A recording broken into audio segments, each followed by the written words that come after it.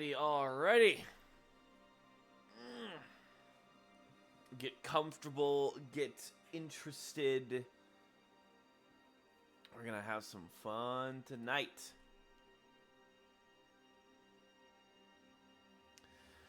Oh, I napped way longer than I initially meant to. I was running around with the wife, doing a bunch of stuff in the afternoon to celebrate our 2-year anniversary. And when I got home, I went right to bed, and I think I slept for like 4 hours. I was so tired. And it's like, I like to think that I go to bed at a decent time, that like I actually sleep like a normal person.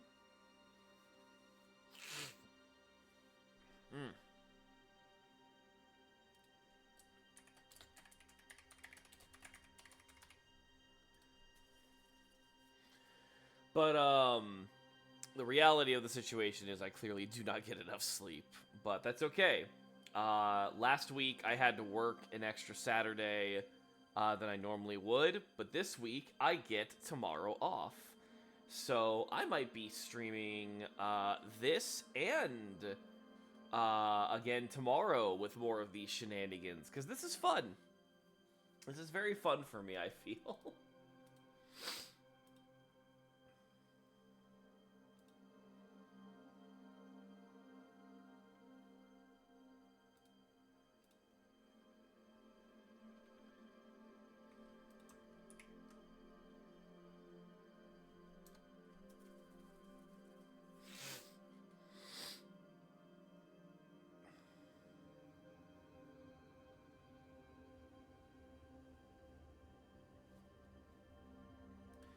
Hope everybody has been having a decent day. As you can tell with my sniffling, allergies have definitely been throttling me a little bit. I've gone through almost 2 smart bottle, like tall smart bottle waters at this point. Because I have found when you have allergies like me, the last thing you want to do is the first thing you want to do is drink water. Because if you're drinking water, that means a lot of the stuff that's getting all congested, really stuffy, manages to kind of figure itself out.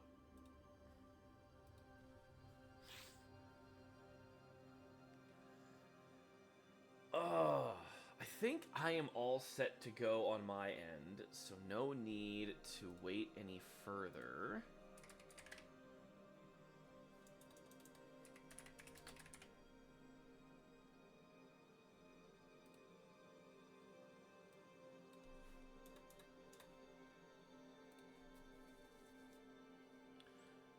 Everything is good to go. Let's make it happen.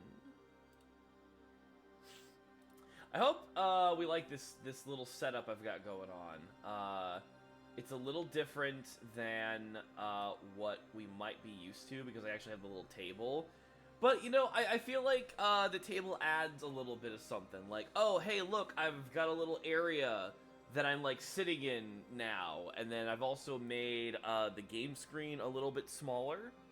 But obviously not so small. I might actually even make it a little bigger. I don't know. I want the tavern art to still be, like, noticed. So I don't want it to go too big.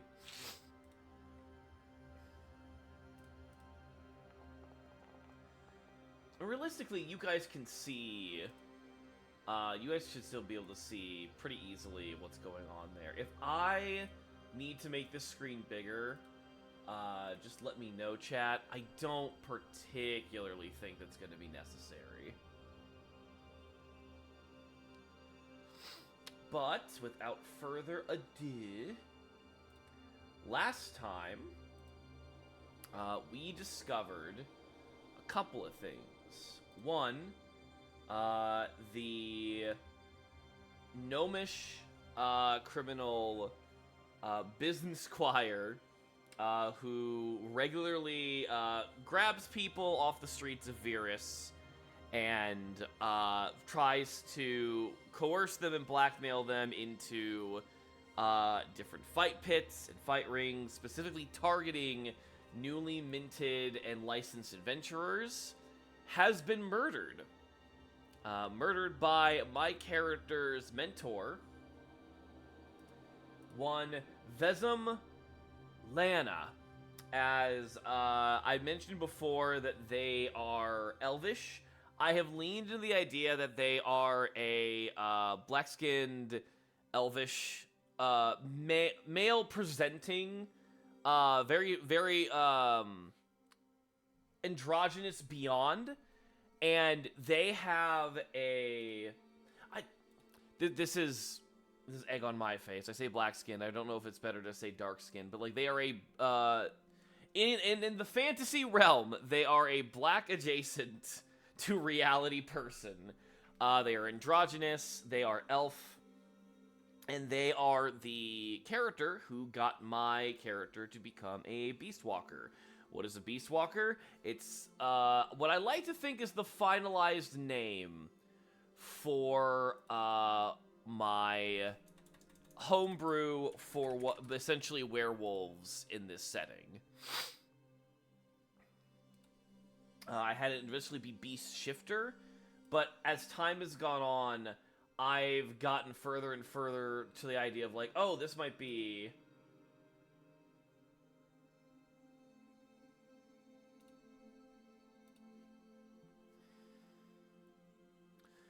cause like, Shifter's fun. It makes sense when you say, oh, they shift into it, but like, it doesn't have that oomph, you know? So I went with Beast Walker, because if you've ever played the... Which, like, this... I'm old. I'm just severely old, and I'm realizing this more and more. But if you played any of the Shadow of War or Shadow of Mordor games, they constantly call the main character the Grave Walker, and, like, there's just something about that, like, thing walker just sounds so cool to me. So a Beast Walker, walking as if you are a beast, like, come on, that's a powerful name. We also managed to knock out and save one of the cultist redheads that attacked us. And we sent them over to the guard of the city of Virus.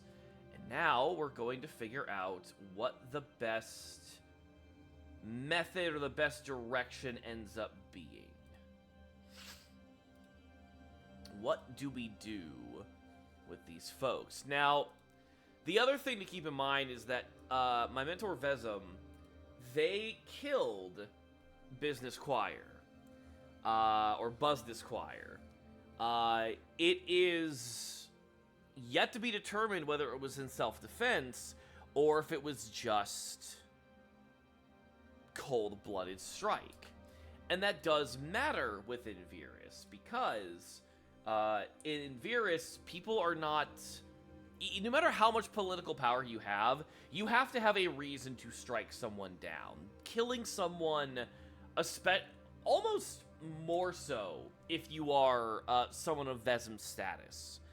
To give you guys some context, in this realm, if you're a high-ranking politician, that also means that you are on some level a very powerful hero. You are someone who can throw hands with gods. So if you are just blatantly killing people without much reason, then you are a problem. Now, I personally don't think Vezum attacked this gnome for no reason. Especially given that they had already kidnapped me. They had already been known to be someone who kidnaps other adventurers who are just getting started on their way. So it's definitely not something to say, oh, like, Vezum, like, lost their shit in it. Like, no, I don't think that's that at all. So, before we go any further, I want to double check. Does Vezem have an alibi? I'm going to let this be 50-50. He does! Okay. So in that case, Vezem most definitely attacked them out of self-defense. This is not a situation of, oh, they just saw them and they got revenge for something. No, Vezem attacked because he had to. So here's my follow-up question. Was Vezem actively attacked? Or was Vezem already... Let's start with that. Was Vezem doing this in self-defense? I think it's very possible. Yes! Most definitely. Okay. So this also goes back to the previous session, where one of the reasons why I got targeted was maybe to bring Vezem out, to bait him out in a situation. I ended up trying to track down the people who kidnapped me. Hey, what's up, buns? Hello. You're in time for me jibber jabbering about Vtuber lore that we're making on the spot. It's so good to see you. I'm gonna try to be popping into your streams more often, Buns, because I have got oh, Buns, listen. TTRPGs have just fully got me in a chokehold. I would love to find time to play with you. In fact, we'll pause what I'm saying. Something I'm trying to get more into, and I'm working with a couple of other content creators and like reaching out. I would love to do a TTRPG day with you or a stream with you where it's just you and me going on a random adventure and we see what the hell happens. And I think it would be very fun if you even built your Vtuber persona as a character.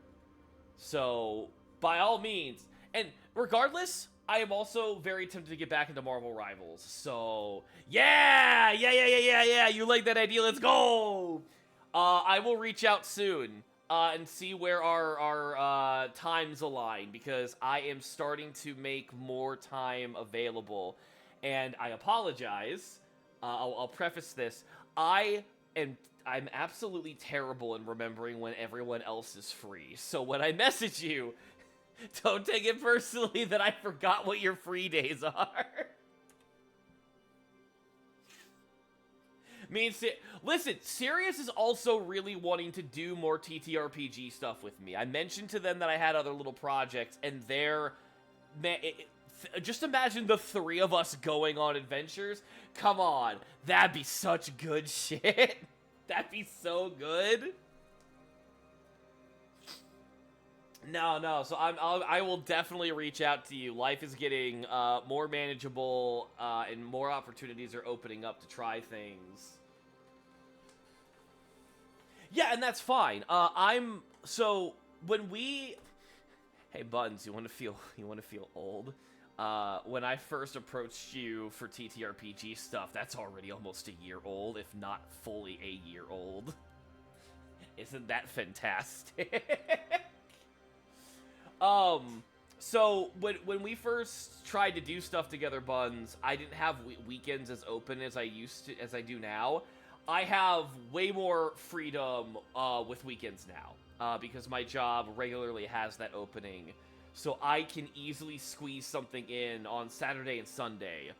We just gotta know ahead of time when we can make that happen.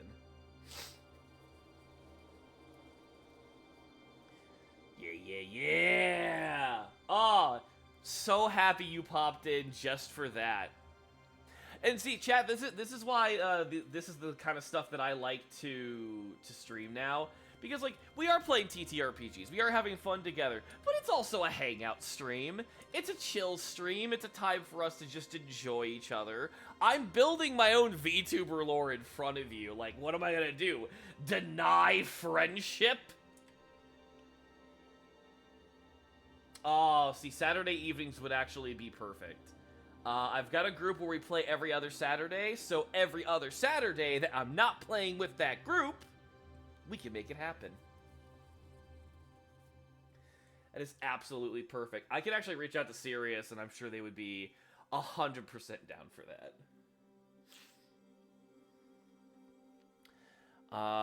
Where was I earlier? So, alright, so we know my mentor is not culpable in random, or I was booked up bad when we were playing before.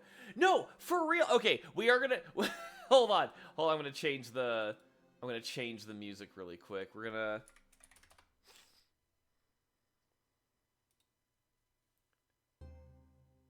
yeah, that's much more perfect.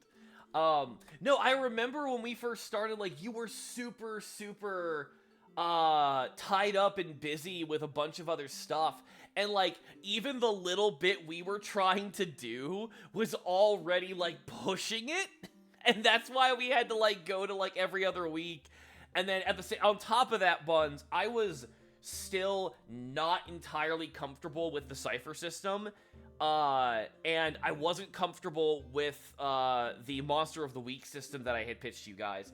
I'm much better with both now. I've got so much better as a GM in the time that we haven't been able to play together. So I really feel like I can give you an experience that's actually worthwhile.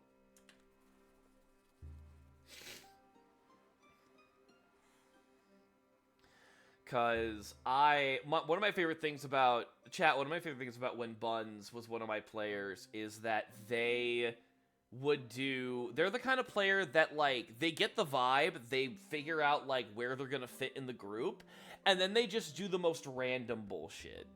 And it's never, like, random bullshit that is just like, oh, that's evil, you can't do that. Like, no, like, it actually fits both their character and the narrative. And then the other players, like, will take a pause and go, hold on a minute, they have a point. And then one of the other things that was very fun about Buns' characters was that, like, they were never... I want to word this carefully. Buns' characters were never very complicated to write for. I didn't have to worry about making narratives catered to them, which is something that, like, that is absolutely a weakness of me as a writer, is that, like, when I actually had a discussion with one of my players for a Curse of Strahd game, where I was trying to cater to their character and kind of push them into a specific narrative, and they had to tell me, hey, no, that's not what I want. Don't put that on my character. I don't want that experience. And I had to take a step back and be like, okay, you don't want a narrative catered to just your character, you just want to engage with the story as it goes along, and when that player decides to grab something, they'll stick with it.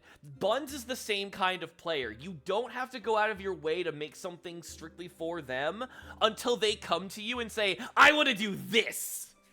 And it is something that had immediately, like, made my brain go, oh, I'm not good at that yet. So yeah, I'll gas up Buns quite a bit because they were very fun and they very much inadvertently and very upfront challenged me to be a better GM, and it was just so good. Oh, you know what? This is... Okay, so we're gonna have ads start in the next 5 minutes. That's actually a pretty good time to just, like, let things be. So we'll go ahead and just keep jibber-jabbering and chatting with y'all, and then we'll get back to the story after the ads. That way, we've got a good pacing break. See, this is what I'm telling you, Buns. You are nothing but a net positive in my space. You show up, you got me jibber-jabbering about other things, and now the ads are gonna go by. It's like, oh, cool, we'll have 30 minutes of proper no interruptions, which is a problem I have as a streamer. God, I hate how Twitch handles their ads, but what are you gonna do? Oh, goodness.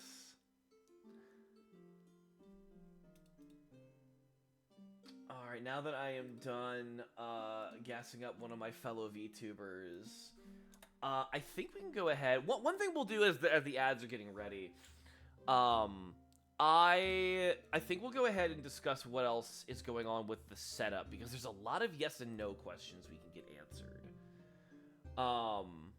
Also, Buns, thank you. I'm glad that you thought I was great too. I'm even better now. So Vezem attacked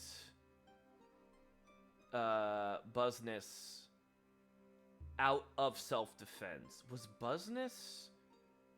I mean, that implies that Buzness actively, like, went to attack Vezem. That's interesting, but why? Let's see here. Yep, that'll fall under the chaos factor, so that means something's going to happen. Something just happened. I just realized, like, whenever, like, something happens and the GM emulator book dictates that, like, the scene has to change, I should get a soundboard of, like, that. Something just happened. Just every time it fucking pops. Okay, 5 lands us into an altered scene, so we'll add another d10 to this.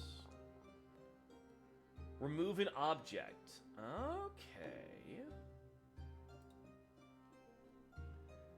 So, the reason why Buzness attacked Vezem was for an object. Oh, you know what? That makes a lot of sense when you think about it. Because as I was saying, Vezem is canonically council-level powerful. And the council and Virus are god fighters when they work together.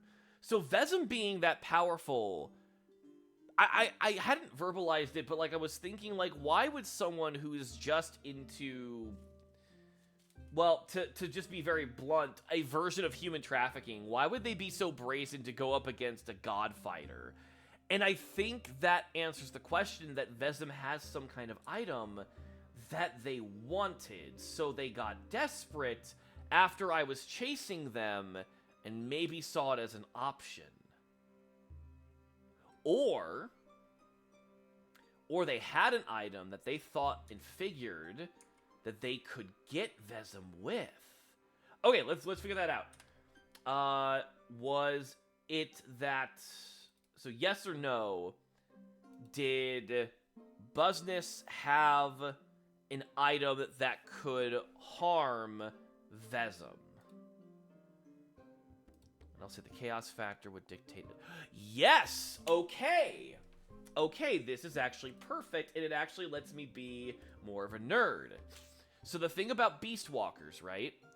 The mechanics for Beast Walker and Cypher is heavily based off of the mechanics for the vampires in one of the horror genre books for Cypher.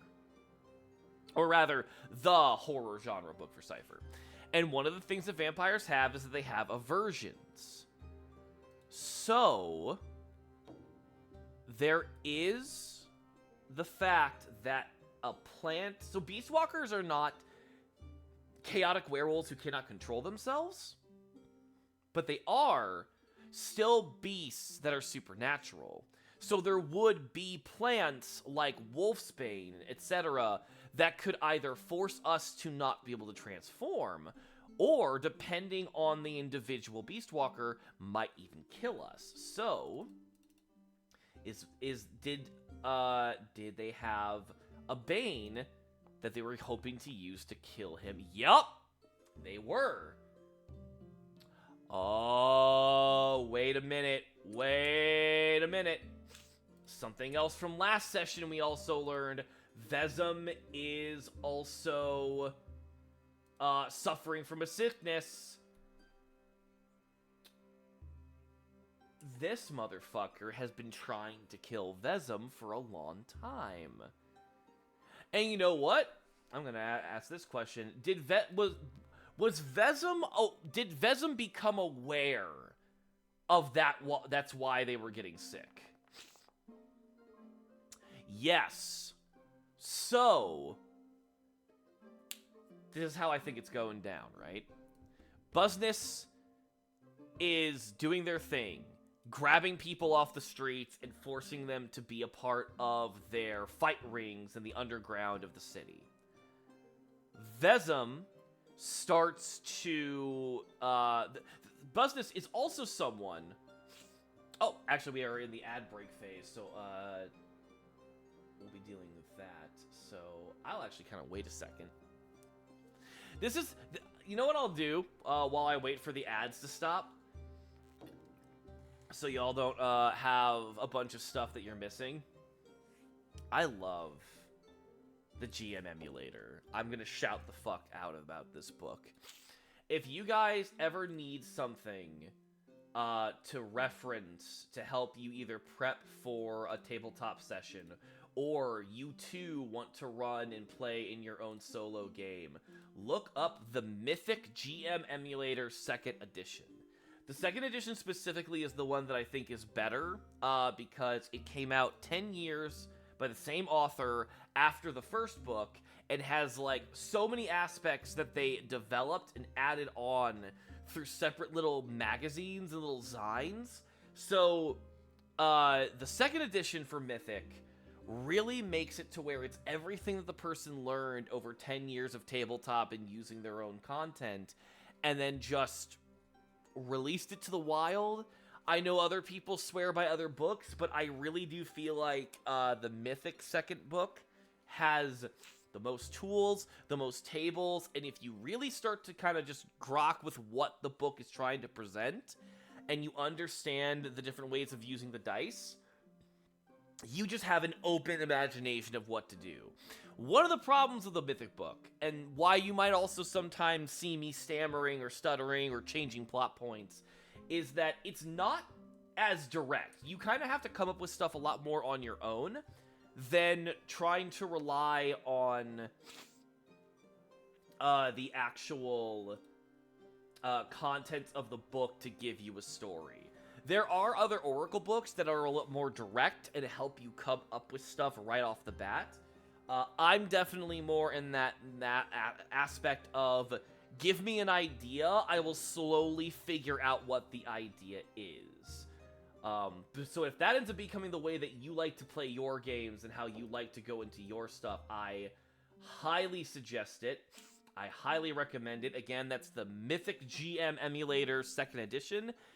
Do not be turned off by the phrasing of emulator. It is a book. It is not an AI system. And yes, I am going to be that person that says if you use AI to create your solo RPG situation, I'm going to be very skeptical and I'm going to judge slightly depending on what the AI does. I'm just going to be very skeptical of when someone says AI, and I'm going to just like lean in and go, what do you mean? What do you specifically mean AI? What are we talking about? Okay, most people should be out of the ads, so we can continue where we left off. So, my mentor and Business have publicly, within like the social circles of the elite of the city, interacted with one another. And we mentioned in the last session that Business was being actively... You didn't get ads? Oh, cool, then you just got to hear me jabber even more. Oh, no worries, Buns. I'm not expecting you to carry the entire chat. If I can't carry my own stream, what am I? But with how things are going, Business was being very publicly embarrassed and kind of shit on by Vezem, and I think here's a question: was Vezem aware of Business's proper business? Yes, they were, and I think little by little, I think Vezem was trying to sort of like coax Business to make a wrong move or to get very sketchy. In the meantime, Vezem was training me and getting me used to my Beastwalker abilities. Obviously, Business learned about me and wanted to use me as bait to get Vezem in a situation where that would be the case. Meanwhile, they had been poisoning Vezem with Bane, with a Bane root or a Bane plant, and making them more and more sick. So eventually, I break out. Business realizes the mistake they've made, because the second I go to my mentor and tell them about who caught me, Vezem will then have reason to actively, by the authority of the political powers of the city, track this motherfucker down and arrest them. So they instead try to attack Vezem.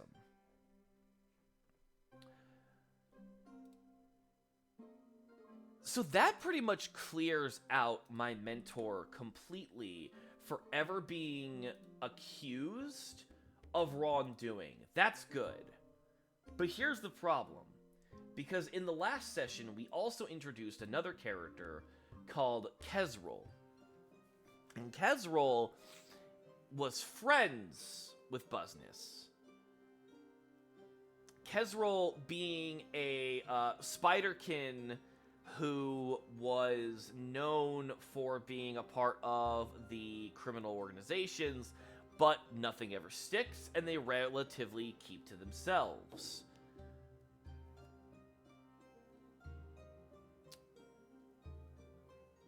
I'm thinking, with what's going on with Business, they are going to want revenge, and they're going to come after me and Vezem.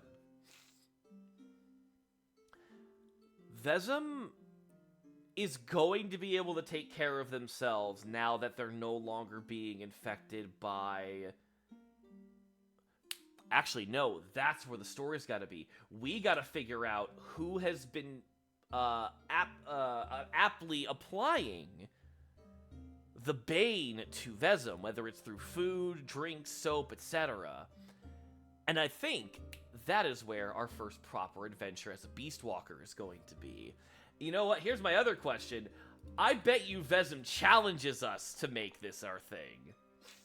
They do. As a test to see if we're ready to be on our own as a Beast Walker, my mentor challenges me to find their poisoner, to find the saboteur, and bring them to justice. Which absolutely fits the image in my head of an androgynous, male-presented a black elf who is just, like, of the upper society, who is also a werejackal. Just, like, someone who openly is just like, oh, this'll be fun. I'm gonna have my student figure out my murder. And meanwhile, I'm like, wait, sir, like, wait, Master, if you have me do that, you're going to possibly die. And Vezem's like, yeah, better not let that happen, idiot. Oh, that's so good. I love that. That's so perfect and fits the kind of person that would bequeath someone werewolf powers. Oh, that's so good. Okay. So last session we also managed to rescue from a burning building, well, Vezem's burning building specifically, a cult member who initially attacked me. I do not think it would be smart for me to try to interrogate them. I'm too green, and one of the problems with Beast Walker abilities is that you can easily lose your temper. So I think I'm going to rely on the Varisian Guard to figure out and try to pull information out of them. Do they pull anything of worth note out of them? Oh, immensely so, actually. Apparently, they're able to actually really make them slip up and get something to come forward. Which, to preface immediately, in a world of magic, I imagine that, torture would not be what the guard would do to get the cultist to speak. Instead, it would be a little bit of subterfuge, the use of magic to force the truth out. A lot of, like, mental games and magics. Not that it wouldn't be painful, but it wouldn't absolutely be, like, genuine war crime, like, torture. It would be frowned upon, depending on how much you push someone. But, I mean, if you have the magical ability to force someone to speak the truth, and you ask questions very carefully, that's probably gonna give you better results than beating the shit out of someone. You know, as I've said, the society of Virus that I have created is one that I would like to believe would function and I could live in, but it is absolutely not perfect. That's kind of the fun of it. So let's see. Let's roll 2d100s on a plot twist table.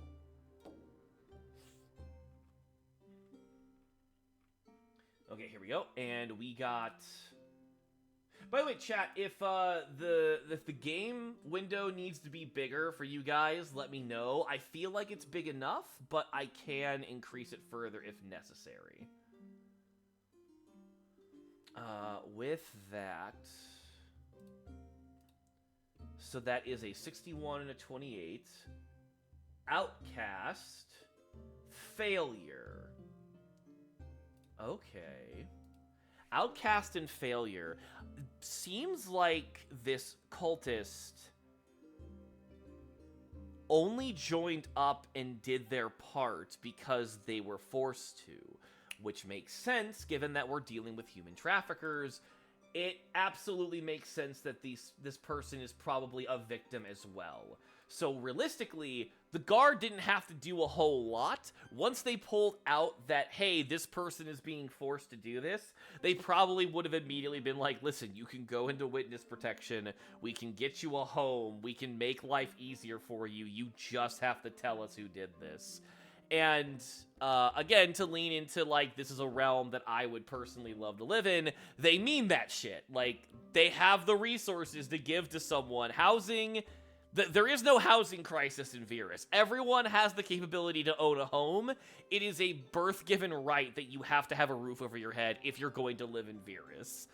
Again, when you're of age, you're going to have to either join the militia or become an adventurer of some kind. You have to work for the government at some point when you come of age, but otherwise, you get a free house. And, wait, that actually raises another question. If that's the case, is this person actually from Virus? I don't think they are.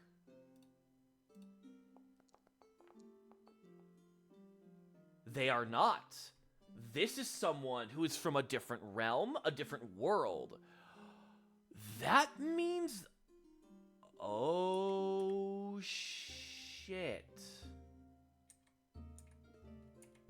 That means that Business had expanded their operations to other realms and other kingdoms. Which makes sense why Kezrol is involved. Because we've never been able to get him on anything in Virus. If his operations have been mostly based outside of the realms of the city, it would make perfect sense that he has never done anything illegal to the Varisians.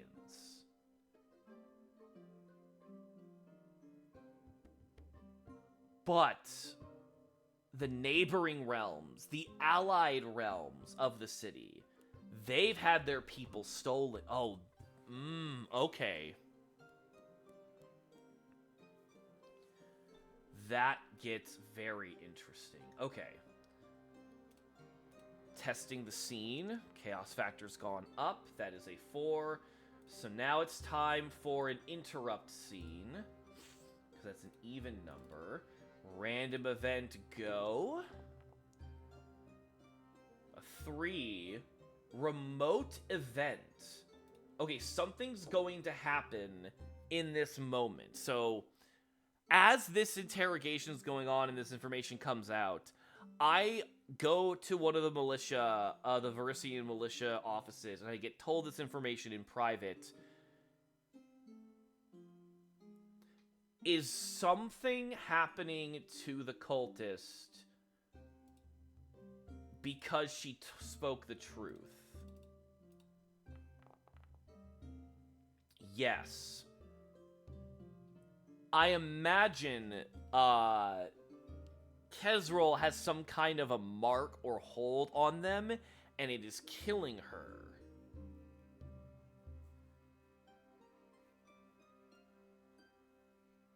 She's not able to fight it.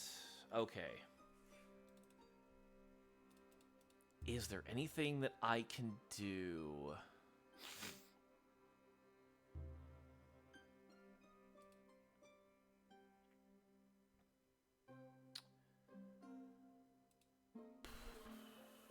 Oh boy, oh boy, oh boy, oh boy.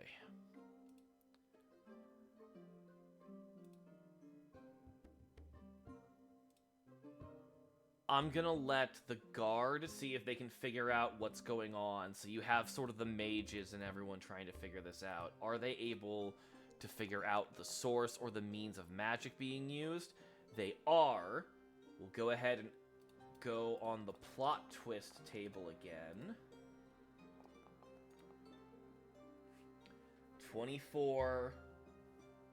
Enhance. 33. Group. Oh, it's a ritual. It's the other cultists. Whether or not they know that this person has blabbed, they realize that their information is now in danger. They can make something I know what we're doing. Okay. The other cultists are doing some kind of a ritual to kill the person that just blabbed, regardless of whether or not that they know how much she has blabbed. In this moment, once the guards have figured out that that's got to be what's going on, that this kind of magic that is absolutely just choking her out, draining her life, it is not a magic that can be done by a singular person from such a range. I would come in, immediately, try to, communicate, give me something, anything that can help me track them down, and, here's the question. Does she have something? I would assume she does. Yes! It is some kind of cloth or some kind of symbol or something that would have the scent of the other cultists on there. Time to change the music.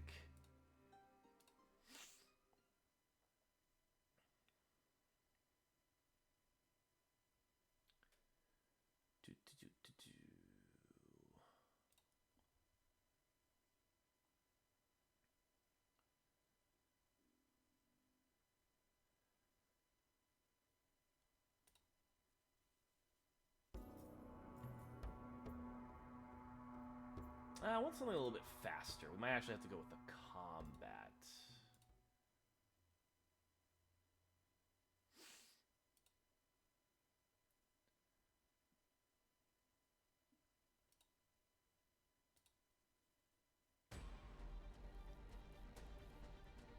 A little over the top.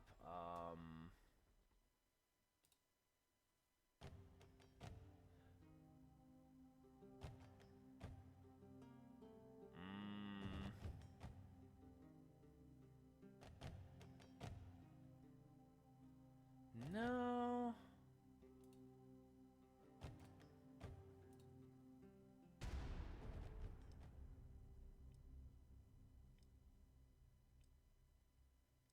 This might be something.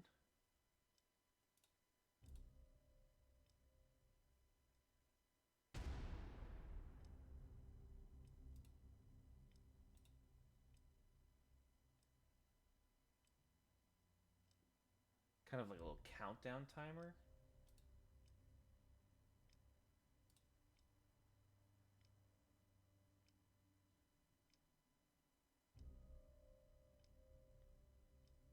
That might not be loud enough for you guys to hear.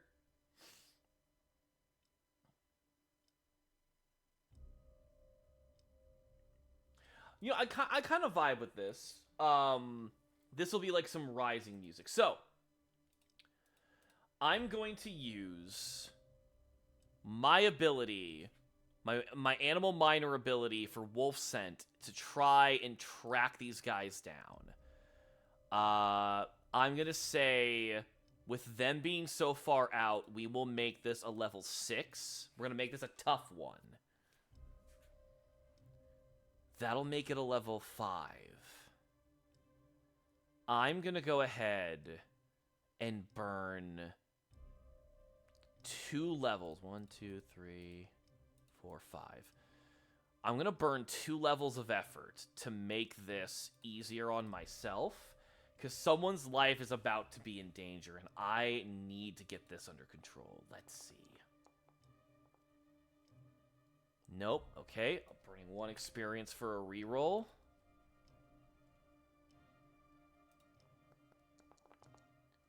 There we go. Got him. With that scent, I'm able to run through the city and find the remainder of them. Let's see what kind of building that they are in. Because last time they got the jump on me and they absolutely wrecked my shit. And I think the reason why is because I didn't really have much of a preparation. This time, we're going in with a bit of a plan. I track them down. Atmosphere. Remote. They're just outside the city. They're in one of the different open plains closer to the forests that surround them, over to the northern part away from the coast. Which means I have to fucking book it. That'd be another level 6, because that's going to be a tough one. I will burn 2 levels of effort again. 1, 2, 3. Making this a level 4, and then I have training and running. Ah! I'm gonna burn my experience again. I'm not about to get a nat 1 on this now. Okay, that's good. Alright, that's what we need. I'm booking it through the city, jumping through every alley and everything else that I can manage as I keep rushing to get out of the city towards where they have to be. They can't be miles away from where they are in the city, otherwise the magic would not possibly be able to work, even with a branding. Especially with them doing this kind of damage so intensely. So they have to be just outside the city borders, meaning I can get to them. They're out in the open, which also means that they might see me coming. So as I get out of the city after, like, let's say maybe 20 minutes pass as they're getting, the other mages are trying to counteract this balance. They know something's going on. They know something's about to show up on them. So, I'm going to say level 5 for what I need to do for my stealth. Which I will burn 1 level of effort to make that a little bit easier. Nope, they definitely see me coming, but you know what? It is what it is. As... Oh, can they keep that ritual going if they're not focusing? Also, thank you, Ashley. I think it's a 50-50 shot. They can't. So my presence there will immediately wrap that up. Now, here's the question. No. No, I don't want to kill them. As easy as it would be if I really wolfed out, I need to bring them to justice. We cannot just be monsters. So, we will use our beast shift going into our hybrid form. And we will gain our power shifts. Given that they've been fighting me... Let's see here. The occultists are level 5 themselves. And we just had one of theirs. I already know that dealing with 5 of them is too tough. So we will deal with 4 of them. They're not able to all gang up on me like they did before, but it's going to be a 4v1.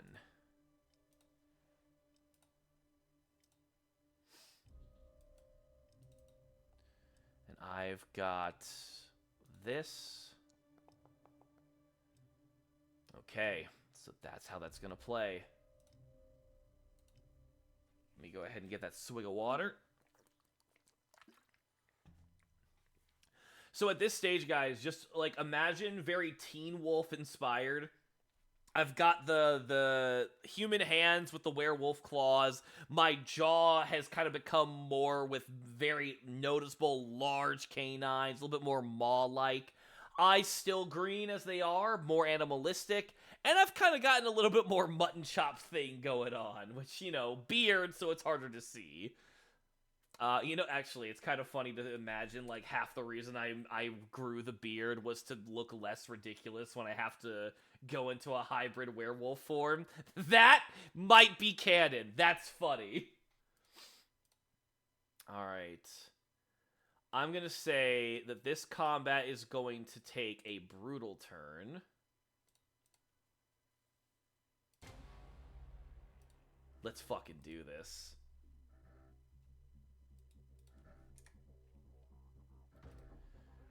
Alright, they're up first. I have to dodge several level 5 attacks. With 4 of them, I think it would make sense for them all to strike at once to do 9 points of damage. Actually, no. If they work separately, they'll have less chance to hit, but they could consistently do more damage. I think they'll try that first.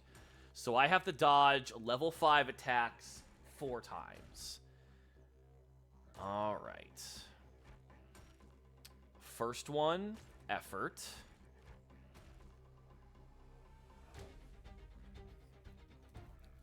Keep that a level 4. Alright, I'll get hit with that. 1, 2, 3, 4, 5. Second one, effort. I will dodge that one. Third one, effort. I will dodge that one. Fourth one, effort. I won't dodge that. Okay. Now, I'm going to go ahead and use my healing Lichen Gift so I can get a free roll for heal.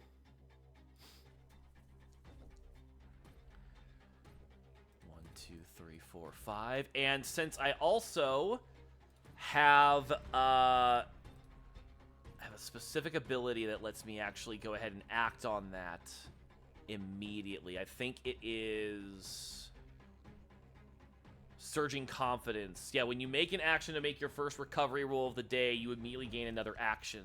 So I will do that, and we are going to immediately rush over to these guys.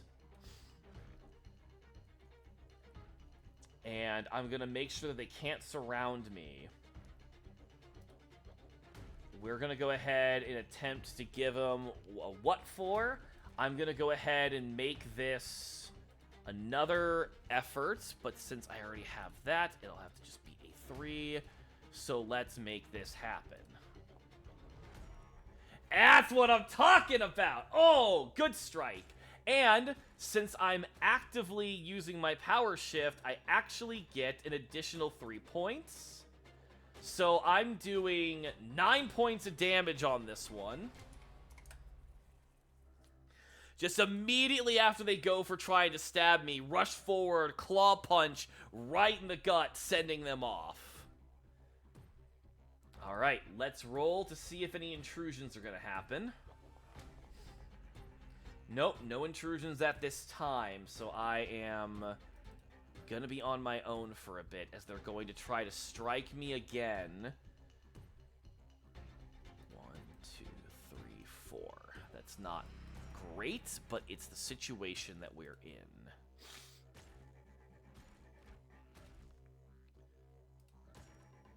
So that's going to be a...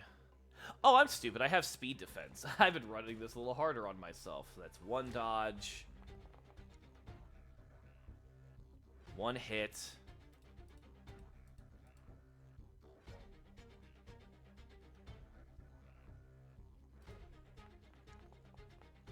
Two dodge. 3 dodge. Okay, good. Gonna go for the one that I was attacking before. Gonna go ahead and just attempt to start swinging. And, let's see here. They're level 5. I don't really have the ability to go any further. I've got my accuracy. Because of that, I'm gonna give that. So, that's gonna go down to level 4 for 1, plus Casting Fist just gets me more stuff. That's what I'm talking about, baby. Let's go. All right. So that's going to be an additional 7 points of damage. They're out. I'm not attacking to kill. I'm going. Oh no! I said I'm not attacking to kill. Oopsie doodle.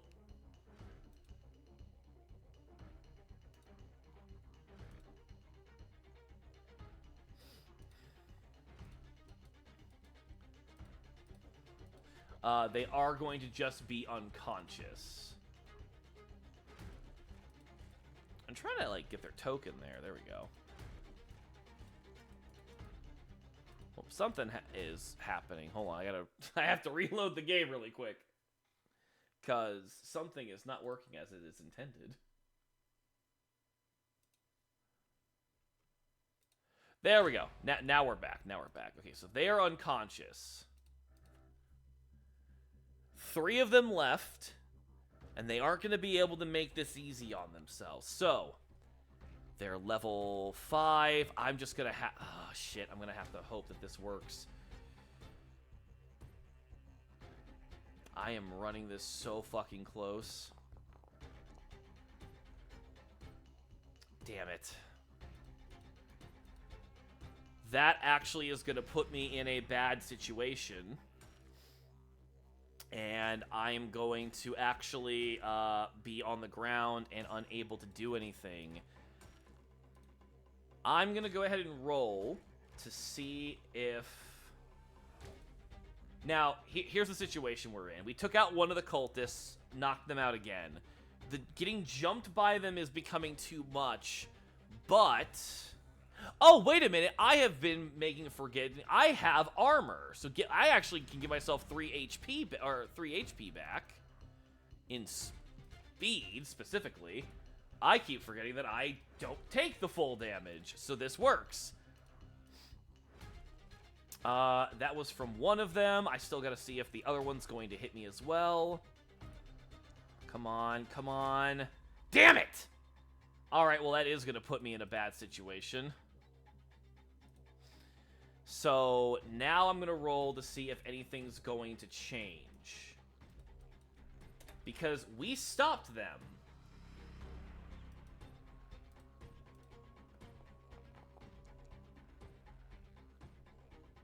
Okay, well that's not supposed... That +1's not supposed to be there. So that does fall under the chaos factor, and it is going to be an interrupt scene.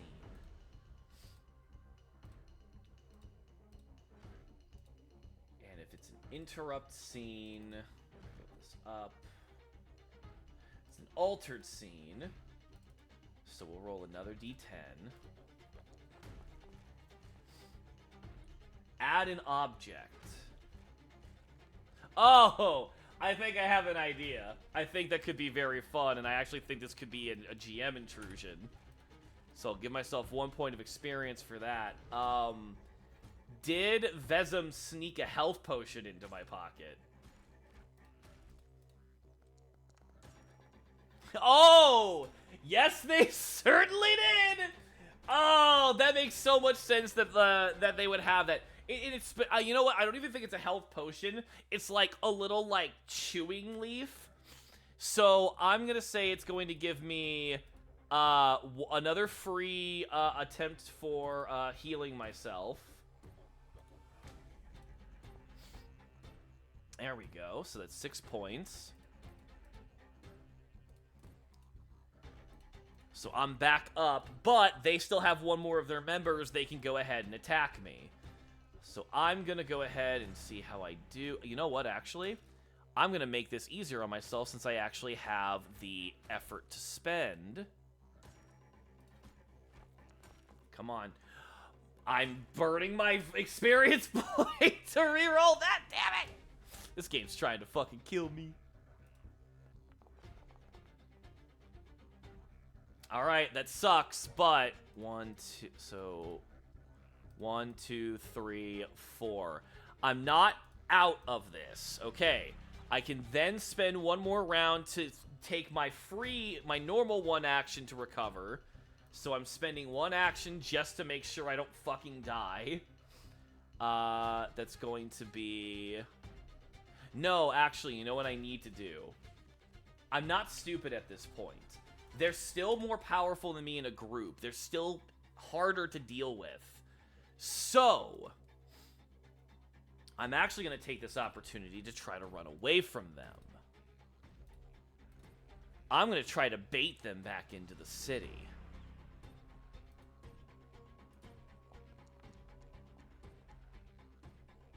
Yes! Okay. So, I immediately start booking it, staying in werewolf form, as I am just immediately jumping for it. The cultists cannot risk this any further. They need to kill me, so they chase after. Roll on another altered scene. Falls under the chaos factor. It will be an interrupt scene.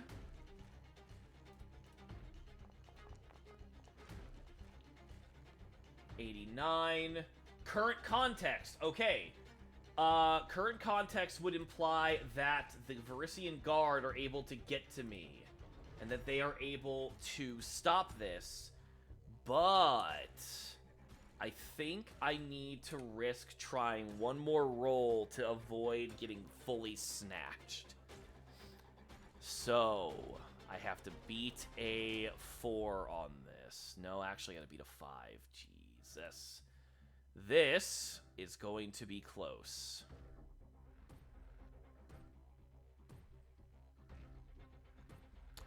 I'll even say because the scene got interrupted, I can give myself an experience point to make this a little easier. Yep, I'm gonna have to burn that. Come on, come on. Yeah, that's what I'm talking about! Managed to get out of there just in time, bloodied, bruised up, and fucked. As we manage to get back to the guard, and the guard are able to deal with the cultists at this point. 1 knocked out, 3 on the run, and it is the Varisian finest, might I add. Actually, I can introduce an NPC I have, who I'm very, very proud of. Let me get their notes out really quick.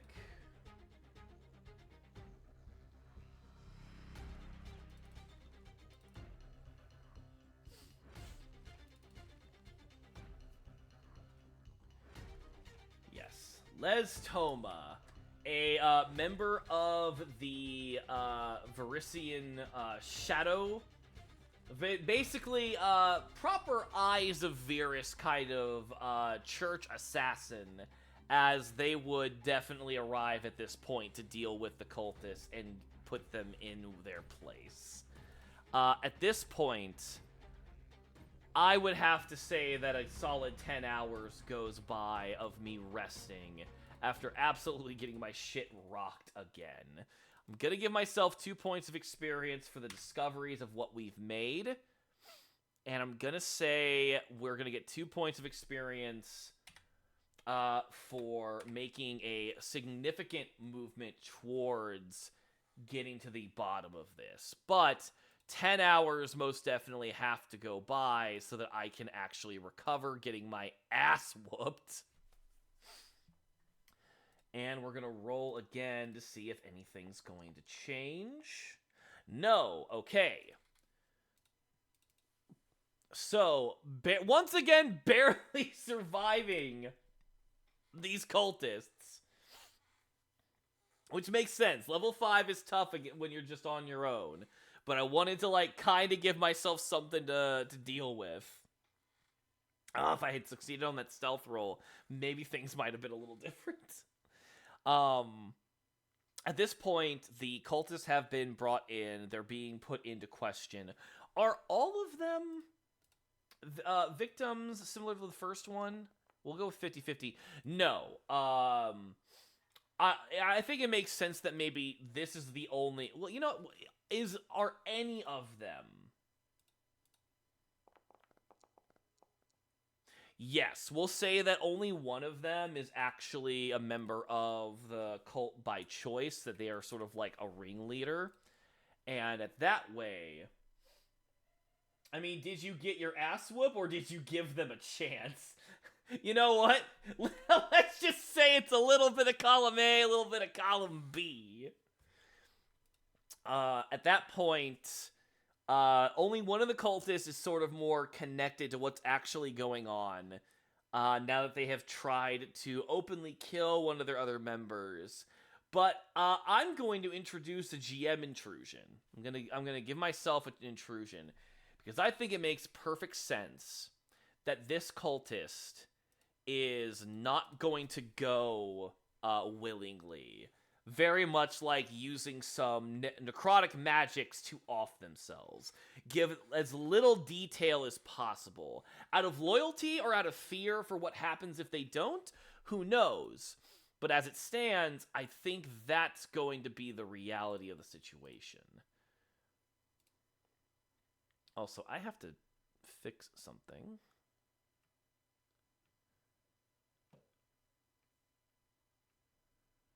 Because...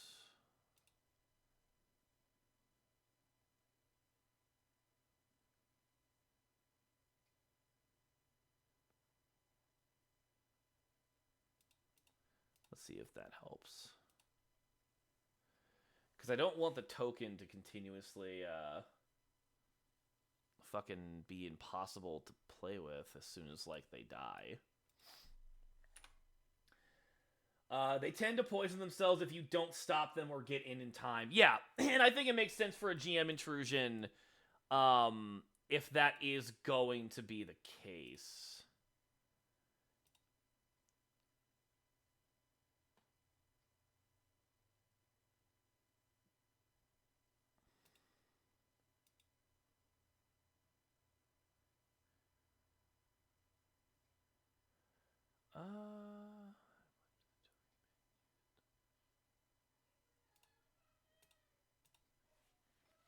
So, with that established, we've got 3 cultists who were forced into the situation, who are now going to give as much detail as they possibly can, given what has happened. I managed to survive. At this point, we essentially have everything that we need. My question now becomes, do they point fingers at our friend Kesrol? I think it's very likely that they would. And they do. Kesrol is going to be outed for doing different kind of human trafficking from different realms. Several of our allied realms, and even some of these people are told to have been from realms that we have even yet discovered. So this is a very large situation, very intense case. At the same time, we did this because we wanted to figure out who is poisoning Vesum. Do these cultists know? They do not. So while we were able to get more detail, we don't entirely know still who is poisoning Vesum. With Vesum's home destroyed and them being reclusive, it's gonna be a little bit more careful on who could be doing this. But I do think Vesum is likely going to be around allies who would help them not be so easily caught with this. So then the follow-up is... where do we go from here?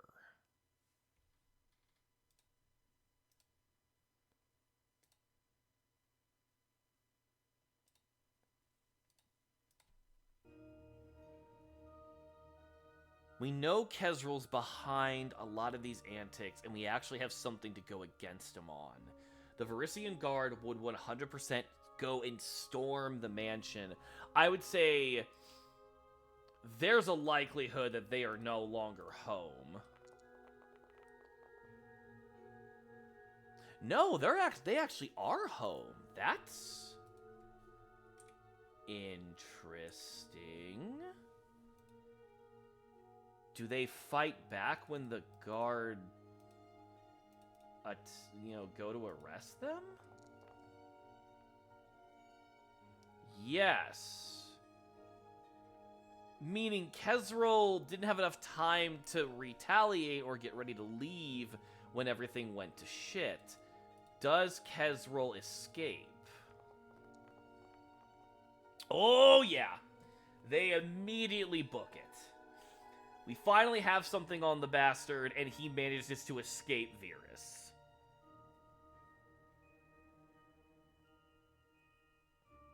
It would make sense then that the poisonings would stop.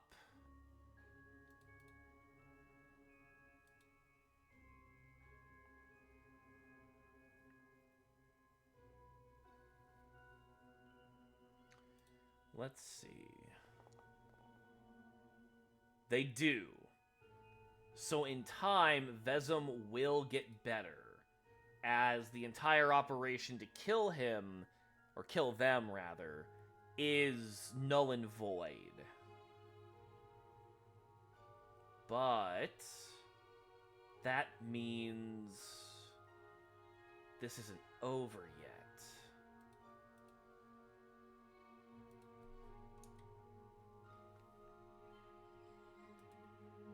I can imagine, as everyone else is doing their job and things come together, the Guard are probably noting my worth as an adventurer, are giving me the accolades and raising me in the rank. But when I go to Vesum, I feel like there's a conversation that gets had. My mentor's alive, I've done what I was asked, and everything's good to go. I could just leave it up to the Guard at this point. But I'm not going to. This guy is exceedingly dangerous, and trying to get through the politicking of letting the Verisian Guard or anyone of high political stature go is going to take too much time. So instead, I think that I pitched the idea to Vesum that I'm going to go after Kesril. I'm going to find some allies that I can get to come with me, and I'm going to try to track them down. Under the half guise of simply being an explorer and an adventurer trying to find some good, I would go to whatever land that Kesril managed to escape to, and we would bring them back dead or alive. Would I have permission to kill them? Given that they have tried to kill an important figure within the political structure of Virus, oh yes, sir, I do.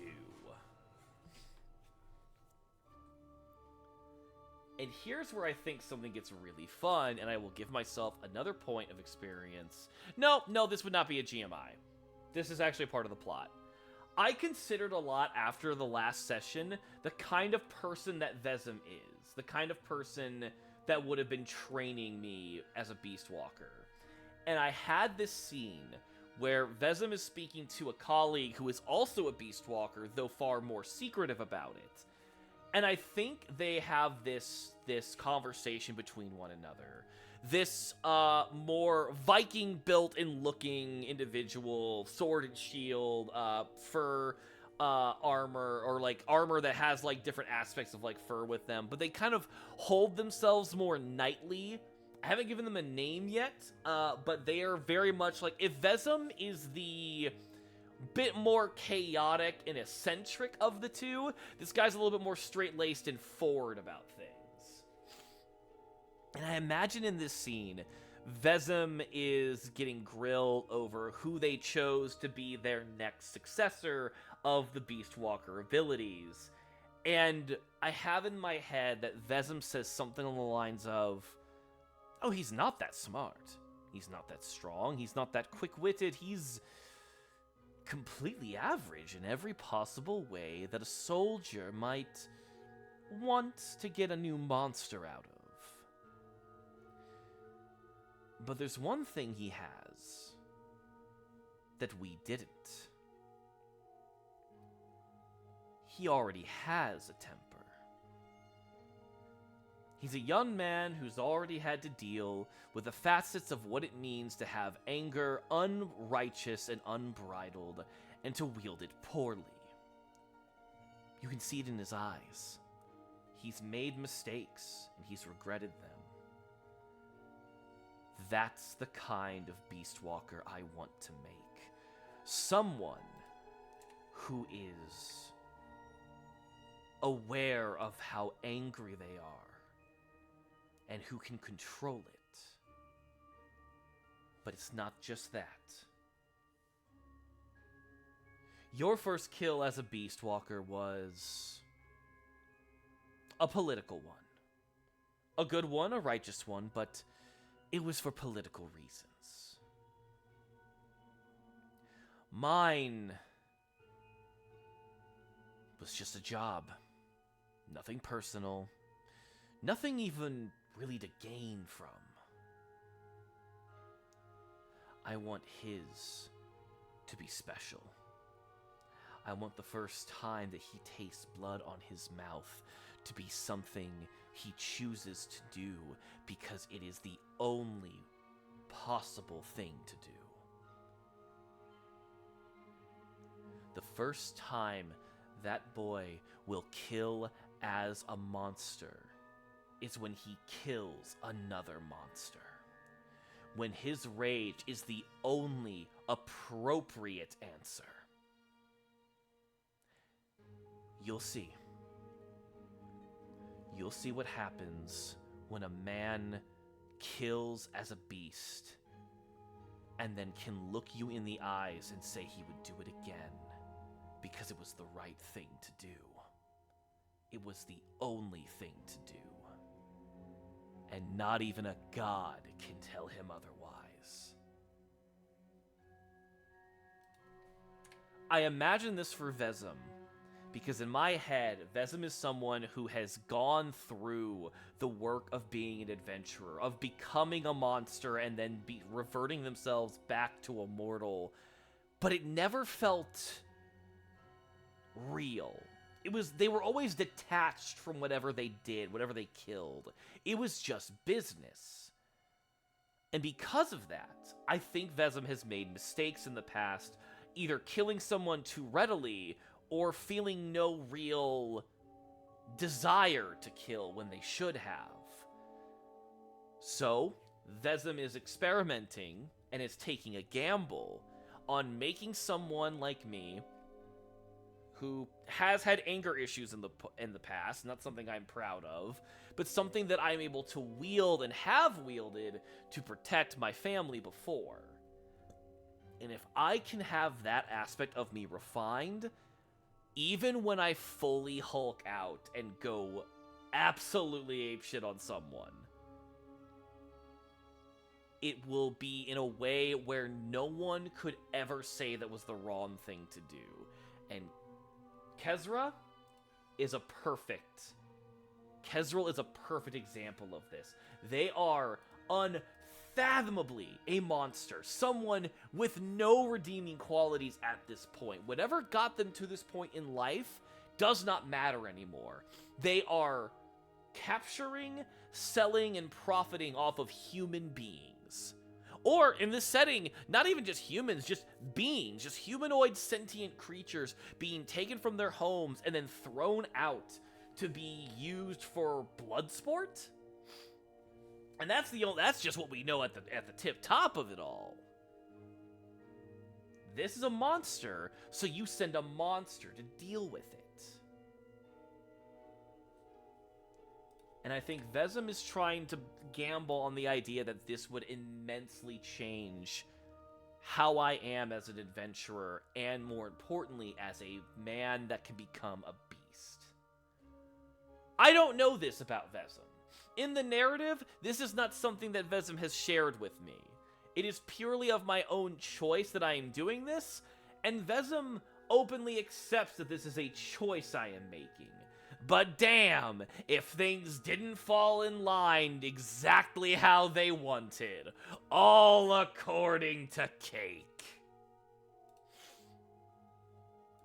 So, this is where this can come into some fun, and I would love to get your chat, I'd love to get your perspective on this. We can keep going tonight. We can keep up the story and, like, come up with some NPC allies. But I'm wondering if maybe this is where we should pause again and I should grab some of my mutuals and have them go on the adventure with me.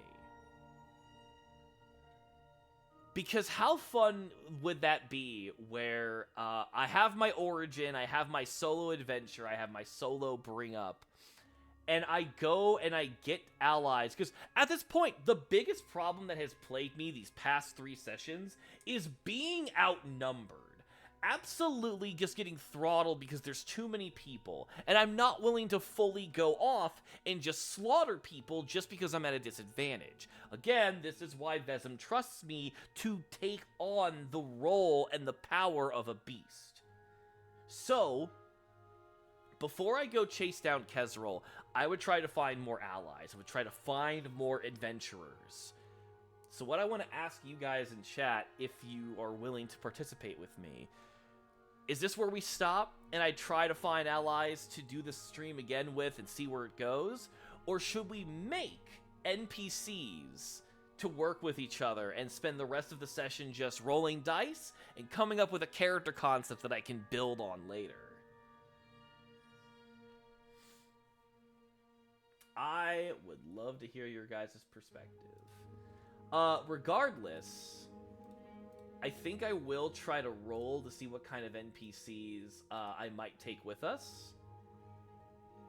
Just to, like, add a little bit of fun to, like, how this might all wrap up. But yeah, I'd really love the idea of you guys helping me out with, like, no, grab someone. Have one of the mutuals join us one day as the adventure continues.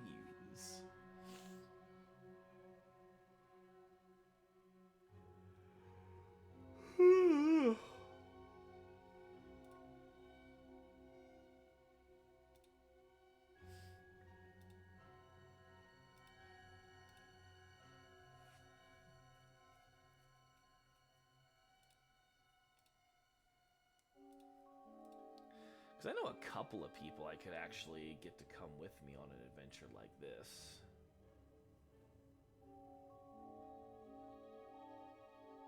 Hell, there's a couple people I want to pitch doing this kind of a stream with.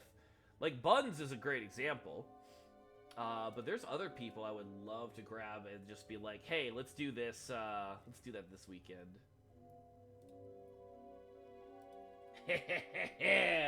I see you, Buns.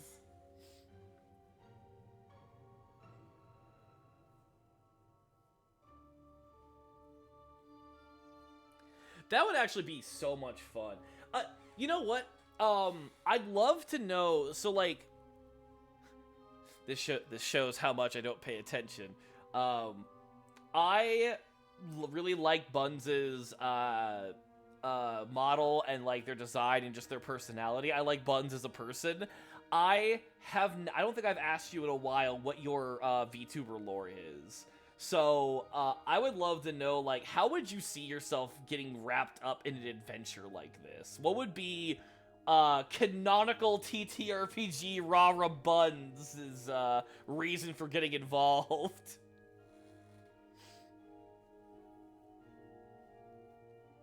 Granted, that's also going off the idea that Buns doesn't just, like, make a character to play separately, which would be completely viable. Oh, that would actually be super cool. Even if, like, whoever I get to guest join doesn't even have to be their VTuber, they can just be a different character, and that character becomes canonical. That'd be neat.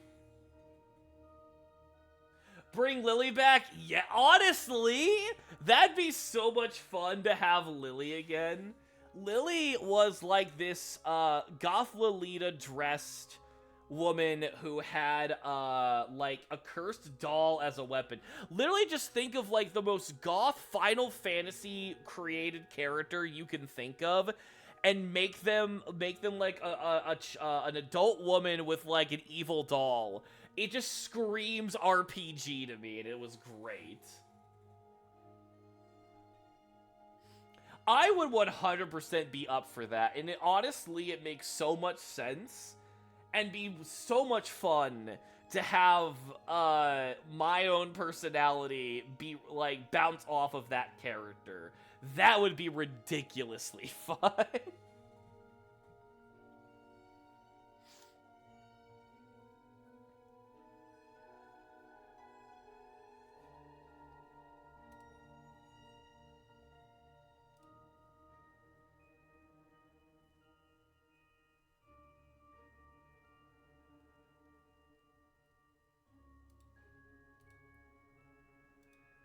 Oh, that's perfect. Okay, so we've got that in the back burner to consider, 100%. Technically supposed to be the connecting humans to the Fey realm in the hope to save them. So the Fae of Earth can connect to the Fae of the Moon, but started gaming. Maybe they use gaming as a way of connecting. See, that's also kind of perfect because one of the things in Virus that I've leaned into is that one of the constant threats of the city are angels, demons, devils, and the Fae. The Fae is the lowest on that tier, mostly because the Fae is never maliciously trying to take over the city, but they're very much in a constant flux of trying to cause trouble in Virus. So that would not be hard to weave together Buns' narrative into this story. The Fae having shenanigans going on would 100% fit. So we absolutely have some options here. Yeah, I think Lily would still be, like, super fun. I think that would work more than enough. Plus, it also gives off the point where, like, it does not rarely get to be a cleric type. Honestly, that's so valid. What's fun is that, like, now that I've gotten so much better with Cypher, I can also, like, really have some fun with helping you build Lily exactly how you want them. Because Cypher is a rule set that's very bendable. I should know, I literally made a homebrew descriptor where I'm basically a werewolf. But I really like that idea of bringing Lily back. To kind of, like, spend the next little bit, let's also, like, roll on the GM emulator and see, like, if it gives us any fun, character concepts. And actually, as I say that, my body needs me to go do things. My canon is she is a hidden elf. Ooh. That actually... Oh my god. It would make so much sense if Lily actually... If Vezem and Lily know each other somehow, and Vezem asks Lily to go help. Like, half because Vezem wants to kind of make his experiment of, like, the kind of Beast Walker he wants me to become be perfected, but at the same time is like, my student is getting their absolute shit rocked. Please go help them not die. That would make so much sense. But I'm gonna go ahead and quickly hit the restroom because my body is fighting me.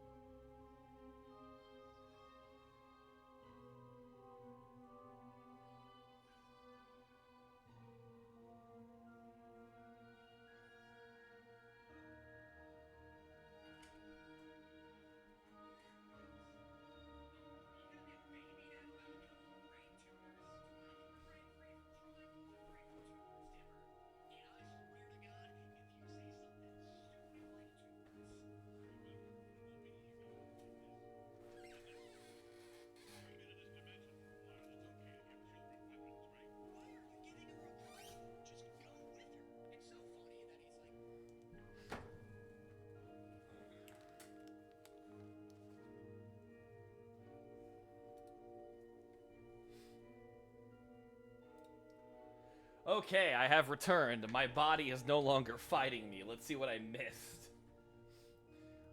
Even if he asks a random church, too, that would make sense for your healing. Hidden headcanon is she serves the god of either mischief or death.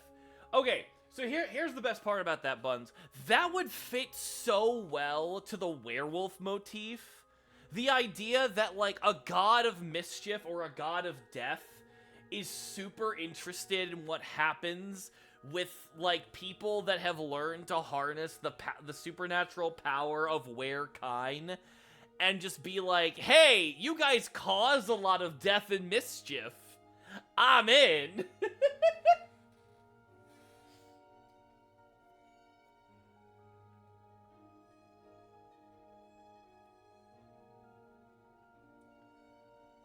So that would actually 100% work. Okay, so I like that idea a lot, and I'm going to say that we kind of lean into that. With that said, let's also see what other kind of characters could possibly come up. So let's get a character. Let's see here.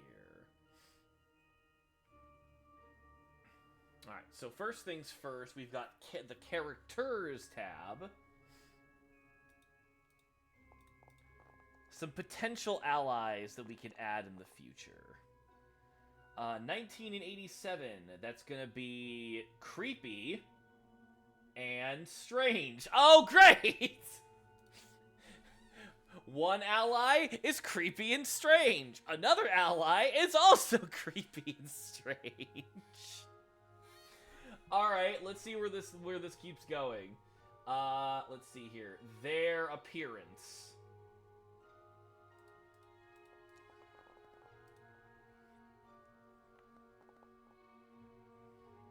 95 and 9. Unusual. Bizarre.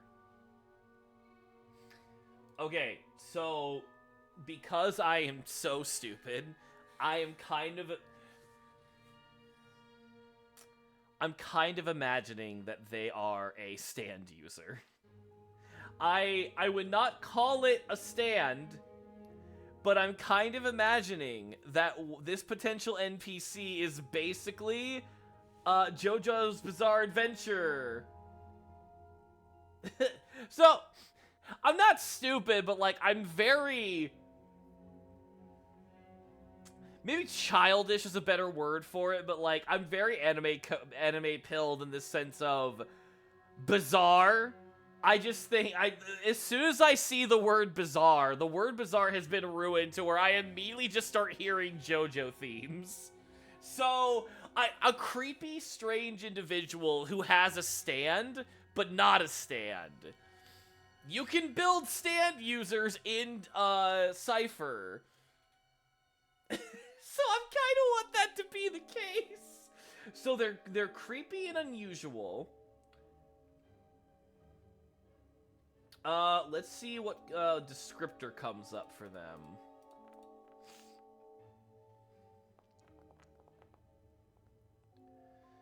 $76 and $44. Powerless. Disciplined. Okay. So physically, they're not very powerful, but they've been very disciplined in using their phantoms. We're gonna call them phantoms. Their phantom's power, so they're quite practiced in the realm of using their ability. So that's actually kind of interesting. Which also would make sense that they might come off as a little creepy and a little unusual, that they're sort of like... I'm imagining this very sort of like... if you can imagine, like, the hooded figure, or like the, what are you buying, stranger? From Resident Evil, that's kind of the vibe that I'm getting off of this.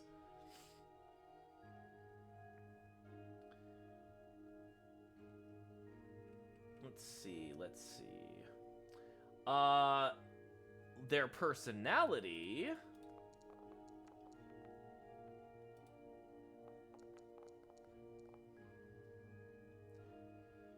$64, naive, $76... quirky. I feel like the dice are literally just describing Lily.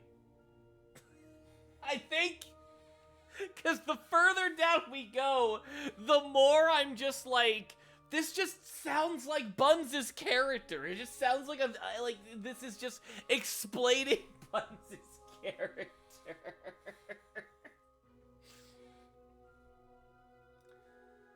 Oh god. I mean, Bun, like, it has to be. The dice demand it. The dice demand that Lily go on the adventure. Oh, and now that we have our schedules better mixed, we can actually fucking do this. Alright, I'm subscribing to that idea almost fully. Which actually means I need to reach out. 1 second.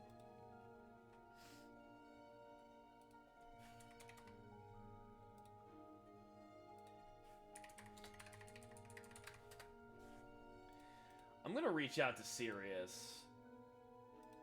Free Sunday nights too, so we can do either Saturday or Sunday nights.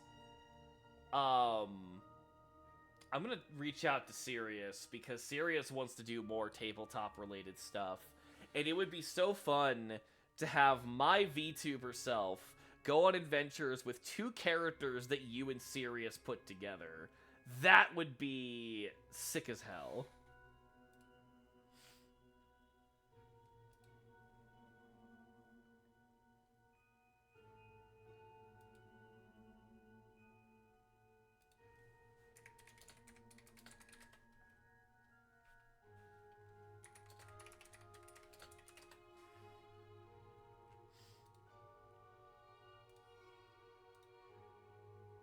So I'm gonna...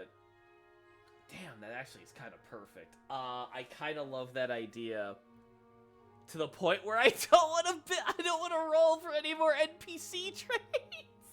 I love the idea of having you and Sirius be my cohorts in the continuation of this adventure. It makes too much sense. Okay.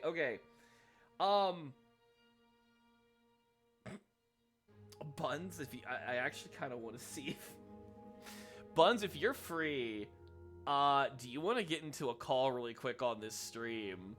I'll get Fugi booted up really quick, and we can start figuring out why Lily is involved in the adventure. I think that would be a lot of fun. If you can't get in call, we'll just stick with the chat. But I'm pretty much just wanting to invest in this, and the dice want it. The fate dice themselves want this to happen.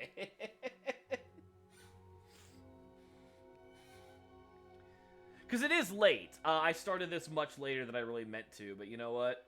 C'est la vie. That's how life is sometimes. Sick. Okay, let me get, let's see here. Go ahead and call me at your leisure. I will boot up Fugi and get it ready to do what I need it to do.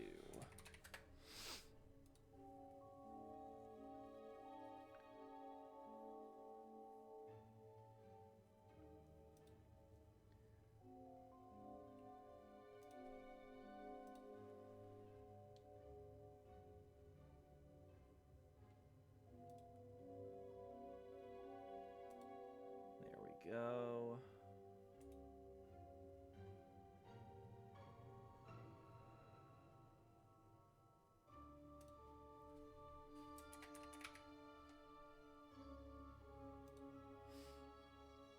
Perfect. Okay. We'll go ahead and... Well, delete that.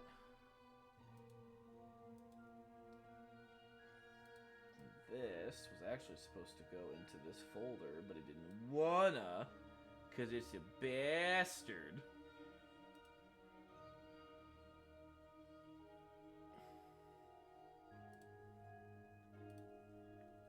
Hello? Hello? What's good, homie? Perfect. Oh, everything's good. Everything's good, and I'm very happy that you're popping in, because this is turning out so much fun. Yeah, I saw on Twitter you had posted that you was doing a solo adventure. I was like, And so I missed the first one. This is, or I missed one last week. If you did one last week, what something?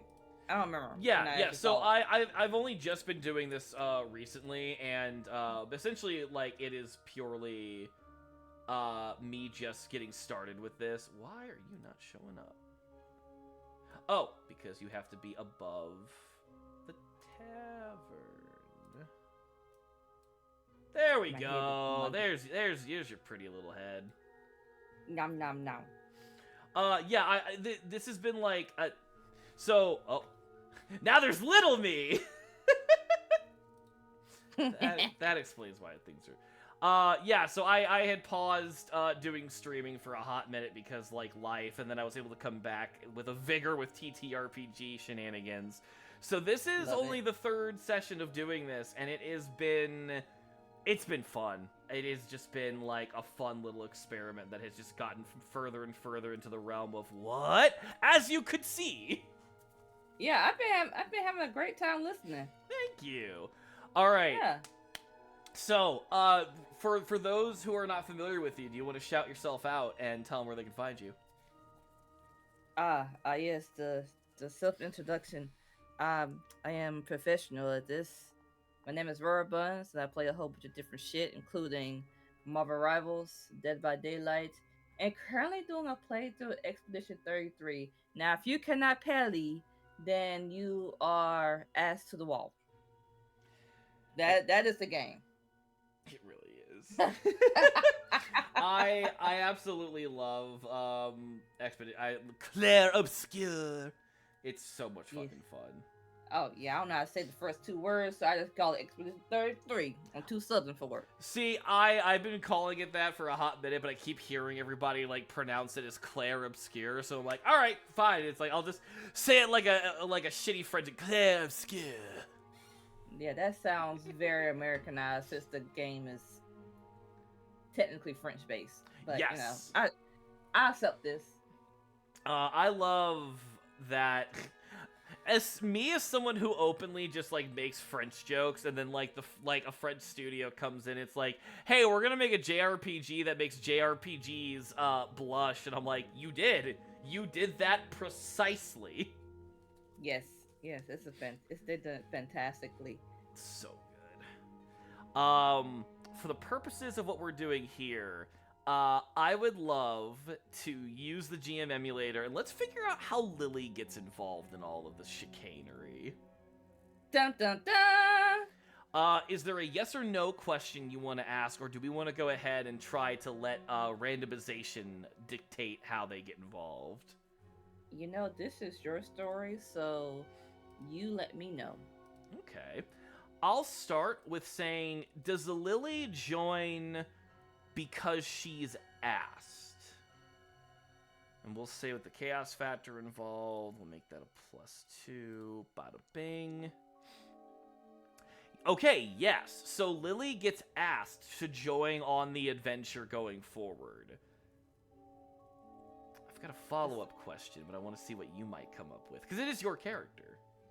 Yeah, so I guess we could ask whether or not your mentor asks or you ask. Is Vesem the one who asked? Yes! So that idea I pitched earlier completely follows through. Knowing that I openly tell Vesem that it's still my responsibility to go after... let me get the character's name back. Kezril, that it's not good enough that, yes, I saved Vesem. That's good. I'm happy about that. This isn't over. As Vesem is like, all right, good. He's got the bloodlust. He's on the hunt. Now I should have someone I know go with him to keep tabs on him and to, watch over him, because while I am playing a dangerous game, this is still my student and I don't want them to die. Well, can we ask if Vesem has connection to the church? Oh, yeah, that's a great question. How likely do you think that is? I don't know. We're two for two. Okay, we'll say it's in the realm of unlikely, but we're still in the chaos factor, so it'll still be a +2. Oh, they definitely have connections to the church. Because from the way Lily's story is, she's actually a high-ranking official in the church. So this could be a more of a favor that was asked of someone high in the church, and they sent Lily. I think that actually makes sense. Vezem is someone who has a lot of influence in the city, and thus would probably have connections with someone. So they ask their mutual. That higher up then goes to you and says, Lily, we have a request from an old friend. Yes. And Ah. then Lily would in fact say, okay, and keep on going. Yeah, it's just like, Father, you didn't tell her where she has to go. Oh, it's Lily, she'll figure it out. Yes. Lily has many connections in the city. I actually love the idea that, like, all that, like, the father prays to their god of mischief, and they tell Lily, like, hey, we need you to go help a friend. Lily doesn't get the details, but because the god of mischief knows the details, they're like, oh, I'm just gonna eventually lead them over there. Yes. Which also makes this so perfect, because if you think about it, that means that if we ever have to roll on the fate dice, we're really just asking Lily's god if things go the way we want them to. Yes. Yes. Oh, this is so fucking perfect. And then I guess my next question would be, is there an event that happens to, is there an event that happens to where Lily meets your character? Let's see. Yes. Something does happen that introduces us to each other before Vezem just openly says, hey, this is your new ally. It's like something else comes up that makes us introduce each other. So now we can actually roll on a randomization table and see what that's gonna be. I hope it is a fight. You know I'm a little bloodthirsty, yes.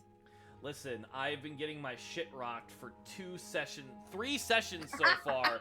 I would love to have to be in a fight where we can work together and I not get my shit rocked. Let's see. You know, at least you have someone that got a healing hand. Oh, God, do I need that? And oh my God, I think I remember Lily being like super, what's the word I'm looking for? Dodgy? Oh, yeah, like, you rarely ever got hit. Yeah, I was like... Okay, I think we'll go ahead and go on the plot twist table, because I think it makes the most sense with what's going on. Love it. Let's see. We've got 31 and 35. Friend headquarters.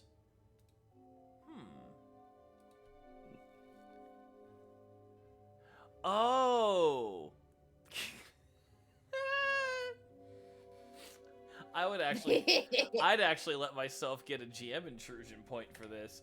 I think instead of Lily going to find me, I think something happens at the church to where Lily can't leave. So instead, she asks her god to bring me to them. So there's just these series of random events that eventually lead me to the church, to the point where I'm just like, what just happened? How did I get here? You know, I would love to. Well,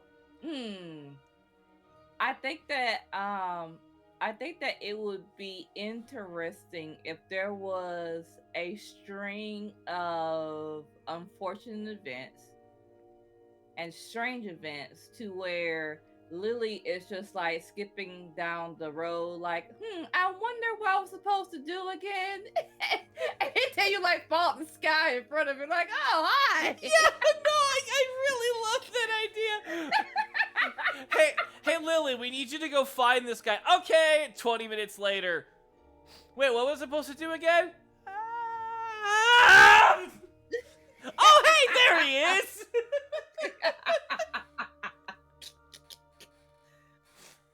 That will be so perfect. That is so perfect to put me, like, how I perceive myself and like how I kind of am as a person in this story is like I have a grasp on reality, even if reality can be magical and insane, and then I get paired with Chaos Factory over here. There's literally gonna be a scene where, like, we're going somewhere, Lily goes into the wrong direction, and, like, Usopp grabbing Zoro, Basil has to be like, no, this way.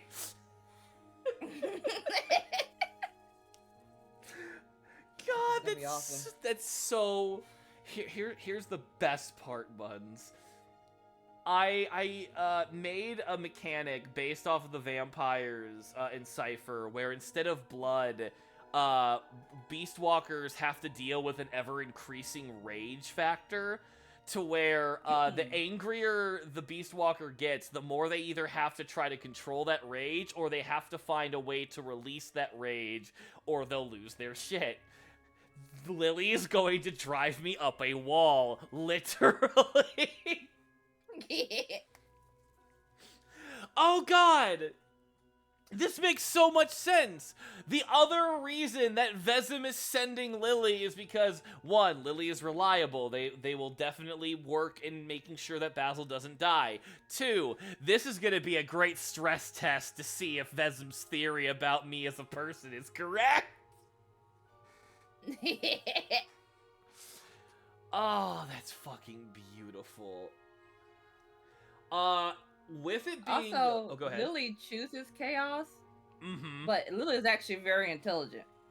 Oh, yeah. Yeah. So, a lot of it's going to be just her poking pins at him just because, for the fuck's sakes of it. I would love, and I imagine that literally Vezem specially requested Lily, and then when told why, like, wait, why? I mean, Lily's not, like, you know, like... We love this girl. She's integral to our teachings, but she's not the easiest person to get along with. Just imagine this androgynous, like, kind of skinny black person just smiling at them, being like, "You don't say." Yes. Just this shitty. Oh my god. I love how much in a week Vezem has gone from, yes, this noble elven man, to, no, still noble, still elven, also absolutely sadistic behind the scenes. Oh yeah, cause well, in my kind of like headcanon lore, her ears is hidden by her hair, so he probably knows that she's elven. Oh yeah, like that yeah, very much so. That's probably why he knows of her, because she's also elven. Yeah. Oh, that's so fucking perfect. Let's find out what we're gonna end up fighting together. You know what would be interesting? Yeah. If, like, I don't know how this could be set up, but what if you were, like, fighting on a rooftop, because that some reason that's how you got there, and that's how you fell down. Actually, so that works out perfectly. I think it makes perfect sense, and well, I'll count this as another GM intrusion for myself. I think it makes perfect sense that knowing what's going on, and probably would have gotten back to Kesril that I'm coming after him. Like, he doesn't matter that he escaped. So whatever allies he has left in the city, they're strictly going for me. Because again, now that Vezem's no longer being poisoned by that plant bane, it's only going to be a matter of time before he's at full strength. They're at full strength again, where they can just deal with this entirely themselves. So the best bet Kesril has is to capture me and to use me as a hostage. So it makes so much sense that they just keep sending lackeys at me to try to bring me down or kill me. And in the middle of that fight, I end up on a rooftop, and there's a point where I'm just like, wait! How did we get up here? Every one of the lackeys are like, how did we get up here? Like, the fight got so chaotic that everyone's just like, wait, how did we? And then the roof collapses. Yes. And that's how we meet Lily. Yes. Yes. Like, the god of mischief strikes again.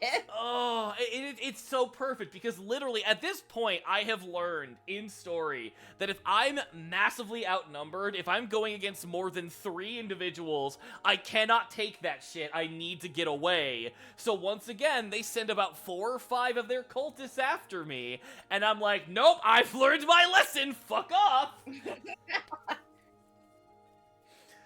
Oh, absolutely, absolute cinema, absolute cinema. Yes. Oh shit. And I could just imagine like you being like ass up in the air, and then Lily just like kneels down in front of you, like,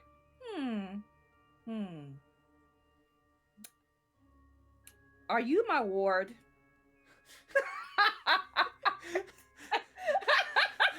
I pull up from the rubble, like coughing up dust and rocks, and I'm like, you're what? And then she just like flicks him on the forehead and heals him. Oh my god, that's so perfect. Lily's job is literally to slowly make Basil more and more angry, so that he's angry enough to actually stand a chance in a fight. Oh, this is so perfect! That is hilarious to me. Oh, okay, so here's the best part. So, this next coming Saturday, I don't have anything going on Saturday evening, so if you've got availability, we can immediately jump in this coming weekend. Oh yeah, I'm free. Let's go! This is a great time to get on my schedule, I can tell you what. Let's go! Oh, it's so perfect. I'm so excited that we get to use Lily in a very fun way. Because, like, I meant what I said. Like, you come up with really fun characters where I'm like, I can't think of a storyline for them. They just have to be until they're here. And this is a great story for Lily just to be like, I am here. I'm going to create my own narrative. You can come along if you want. I guess I'm helping you. I'm not quite sure. Oh, that's perfect. Now just imagine if we can get serious for a Saturday as well, and just, so, like, Sirius is already, like, playing around the idea of using their VTuber in an adventure with me. Opening the door up for them to play either themselves or a different character along with Lily, they're gonna jump at the bit for that. Heck yes. Heck yes. Oh, I was so excited to play Lily. I was like, oh my god, this is the first time I'm able to play like a goofy character. And they were so fucking perfect, and now, like, the stars have aligned. It's gonna happen. Yes. Let's see what kind of people that they sent after us, because, like, I say cultists, but it would be fun. Actually, here, we'll make this a yes or no question. Does Kesril send any other kind of person after us, or is it just more cultists? Yes, they do send something else at us. So, I have another curveball for you. Okay. Whether or not once the meetup between Lily and your character happens, are they aware that you're no longer by yourself? Oh, no, that makes... Yeah, or the... Ooh.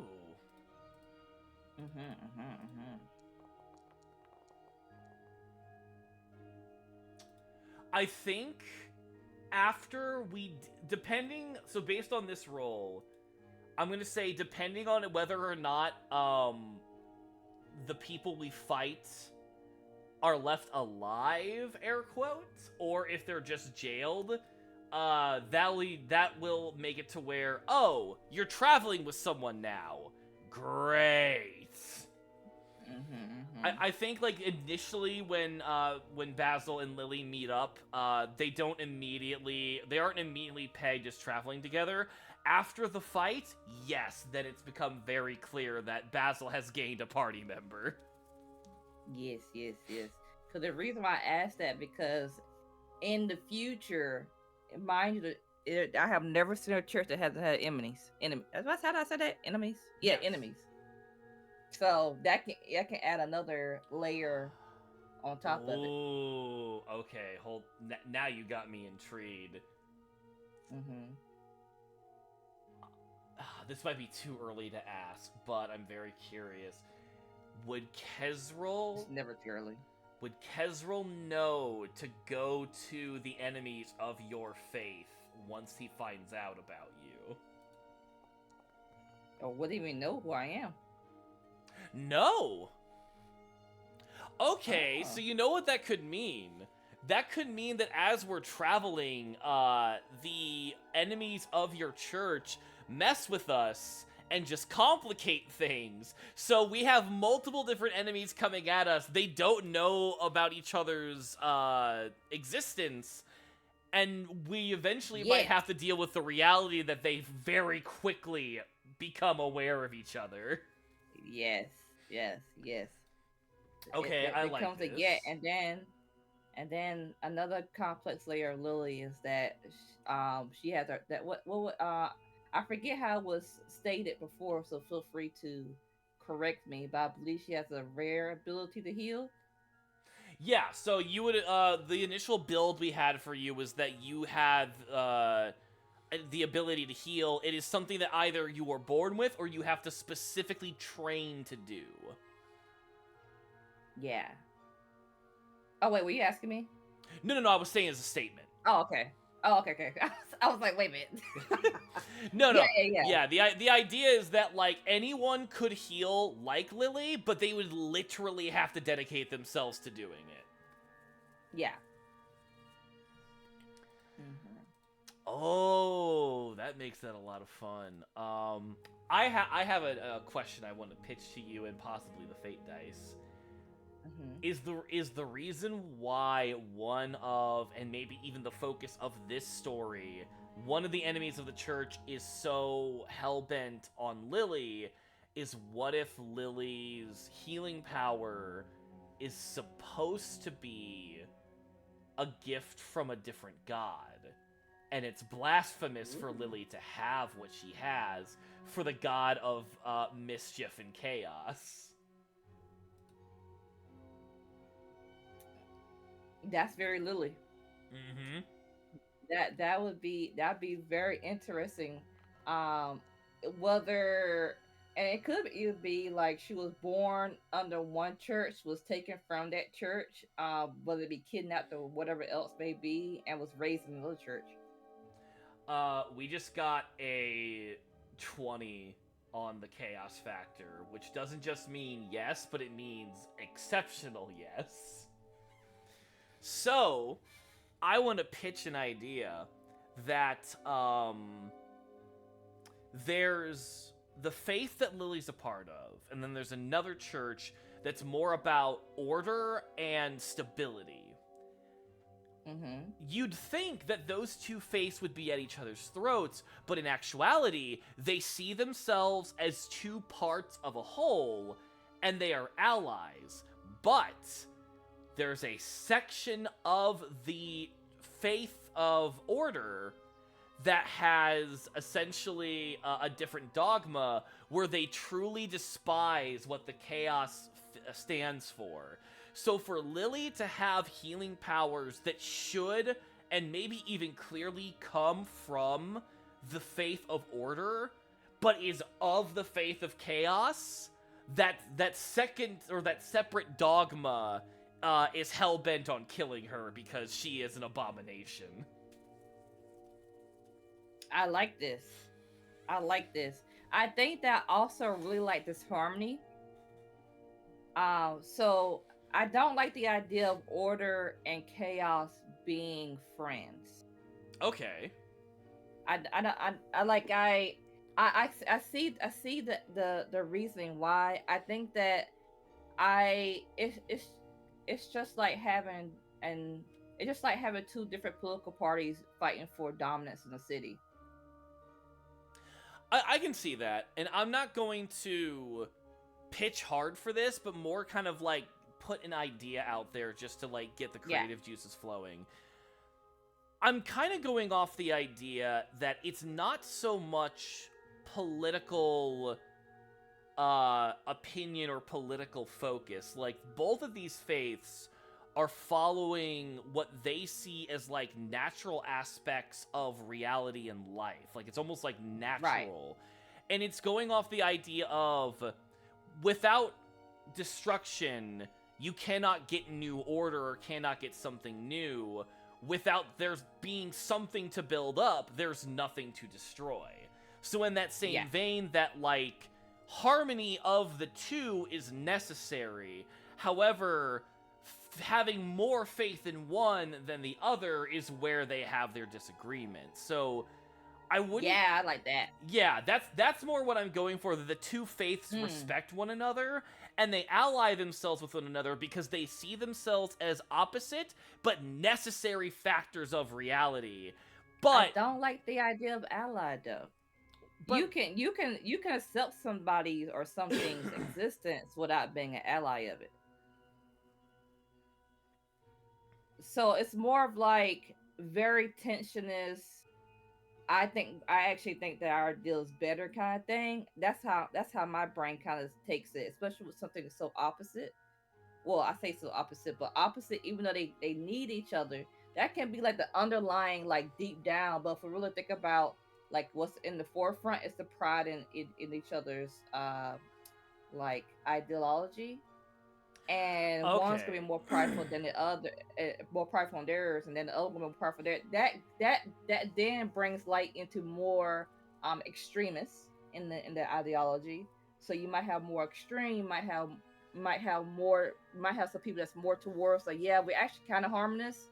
So maybe we should lean more into that. But you have that other side of extremism on both sides, where it's kind of like, I don't know, I don't know. I feel like we're better.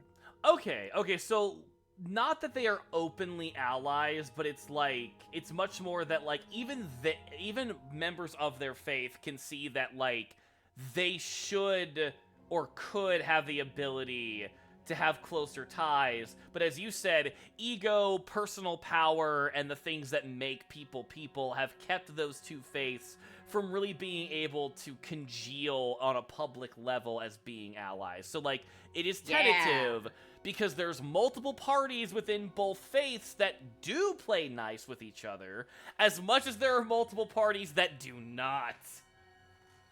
Yeah, like it's very much so. If you were to think about it, like you have the head of mischief, you have the head of order. They might be like, you know what, we got to work together just a little bit. And they're like, yeah, we got to a little bit. But if one of them were to go away and then an extremist was to come in, that harmony would be disrupted. You know what I'm saying? Yeah, I think that makes a Yeah. lot of sense. And then like what's kind of funny with that, you can also play with the idea that with the chaos faction, they have some level of organization and like represent and like recognizing like who is at what stage of the faith. But I kind of imagine they sort of let anyone practice their faith as they see fit. And that's kind of That's where right. like the chaos faith is a little irresponsible because someone could be claiming, "Oh, the god of chaos wills me to do horrible things," and they'll be like, "Well, no, but we're not going to stop you because that would go against our teachings of chaos." That's Vice right. vice versa.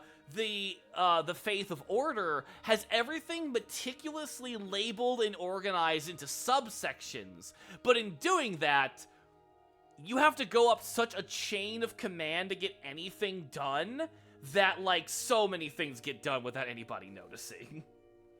It's a very the Church of Order, it'll be very very slow to get Mm-hmm. things done. to even if somebody were to apply for help, it'll be very slow to get it. Yep.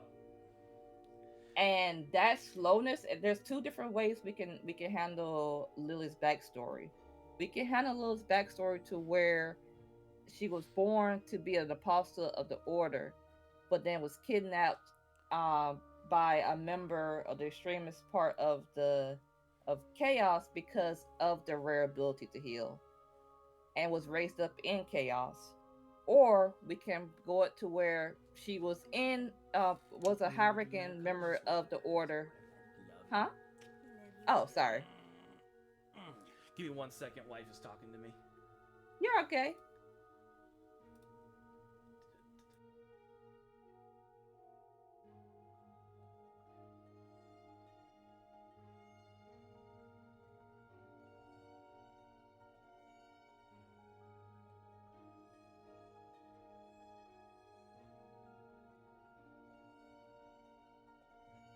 Okay, we're back. Okay.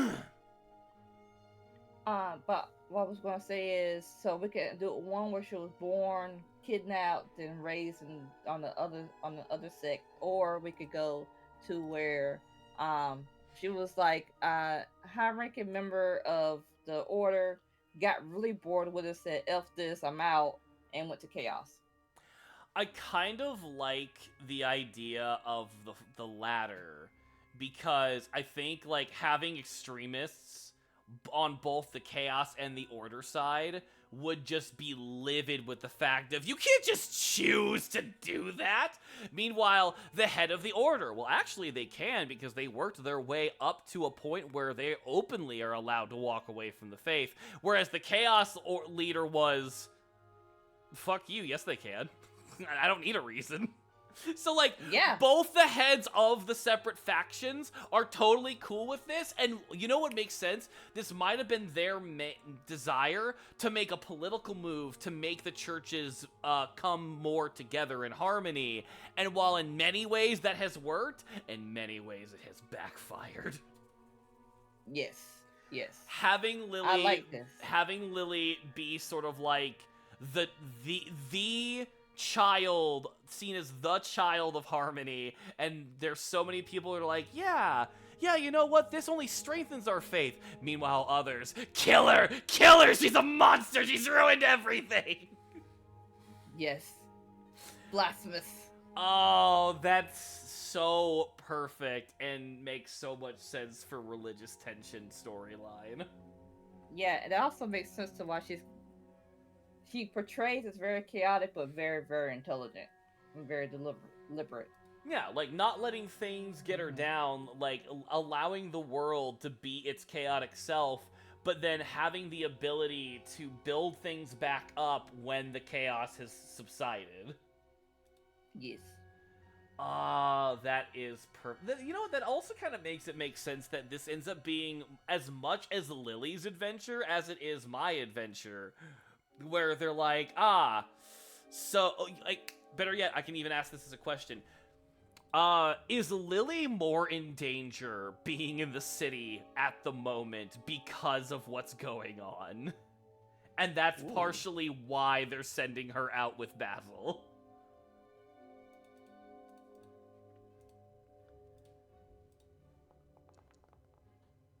Yup.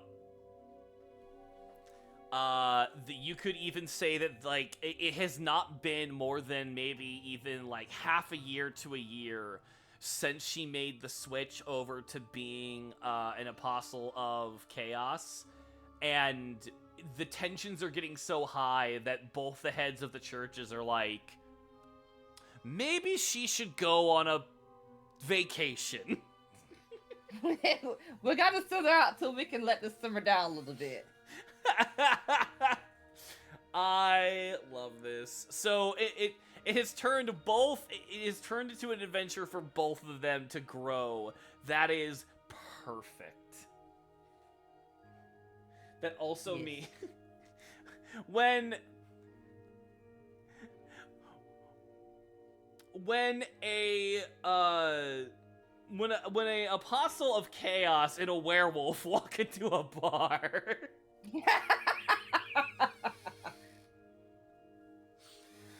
Oh, this is so perfect. All we need now is for Sirius to, like... Because if you think about it, like, Lily is very You can walk into a serious bar. Yeah. Oh my god. If we bring back Sirius's character, that would actually be perfect. But Lily is very witch-coded. And obviously, again, werewolf. All we would need is for Sirius to, like, take another, like, old horror movie trope creature as, like, their theme. And we just become the Monster Squad. Love it. Absolutely love it. Oh, this is so fucking perfect. Oh, I love this. Okay, we have everything we need. All we need to do now is build up Lily's character sheet. And then I still want to know, like, what they sent after us to attack us. Because, like, obviously it's still, like, it's...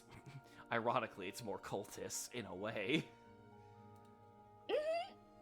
We can even you can even ask, is it I forgot your baddie's name, or is it an extremist from either churches that attacks next, or is attacking? I actually have a really fun question. What if it's both at the same time? Oh. Like, what if Lily was about to get jumped by some of the extremists, and that's when the roof caved in, and me and the people chasing me crashed the party, so now both of us have to work together to fight off both of our attackers. That's tough. I like it. So do the dice. Like, I can imagine Lily like, hello, how are you all? Are you coming to see me? And then like the Yeah. Ah! I imagine Lily sees me, looks at the picture that she was given, looks at the sky, and just goes, "Thank you." Yes. And then it flicks the forehead. Boop. And you healed. Oh, this is absolutely perfect. All right.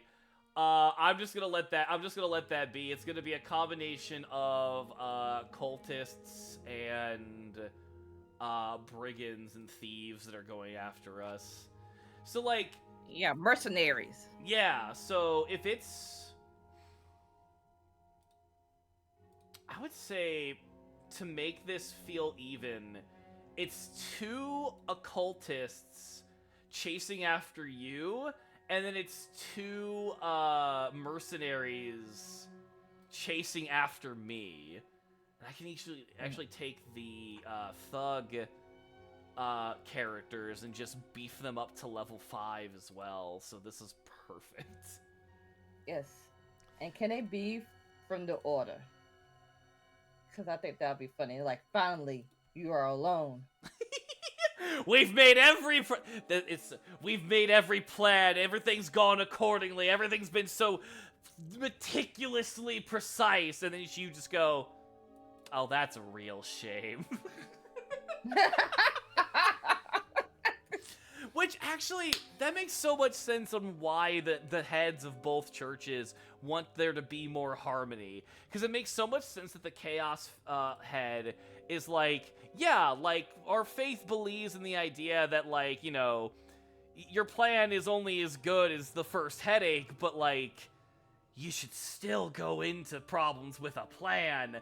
Whereas the Order head is like, yeah, like, we believe that you should also, like, you know, there is an order to things. You can predict things. But man, way too many people of my faith take that shit too literal, and when things go wrong, they just freeze up. Mm-hmm. Oh, yeah. This is so great. This is so great. We can easily build Lily anytime soon and get that figured out. And then I'll go ahead, take 4 points off that, and give myself some stat points. And what we'll do is we'll have Lily start off with the same level of experience and everything that my character's at. That way, like, you have the, like, we're both equally powerful. Sounds good. Oh, this is perfect. I think that is that's as far as I'd want to go for now. Yeah. And it works the way we want. Thank you for popping on and being willing to do this. I'm so glad we get to play tabletops together again. Oh yeah, I missed it. I was like, damn.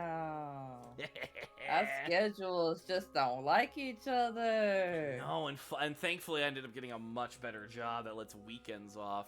And then on top of that, Yeah. it's also like not even a story that like I'm writing myself. It is something we actively are working together. We get to play a GM-less game together. Yeah. It's gonna be awesome. All right. If you want to go ahead and give one more sign out to those in the chat, I'm also going to try and find someone to raid. Oh yeah, so hello, my name is Rora Buns. I will soon be Lily here, and I like peanut butter no bake cookies, and I stream a whole bunch of different shit. But I'm a humble squid. Thank you. Meow. Thank you. Oh, I'm a bunny girl. Sorry, I'm not a squid. Not a squid. I'm not a squid or a cat. I am a bunny girl that knows cat because my homegirl's an alien cat. Yes. That's lore accurate. And I am, of course, Basil Not the Herb, aka Basil Strikes. You have been listening in on session 3 of the ever-building canonical Vtuber lore through TTRPGs. Next time we come through, man, has this story evolved into the kind of thing I'm so excited to make.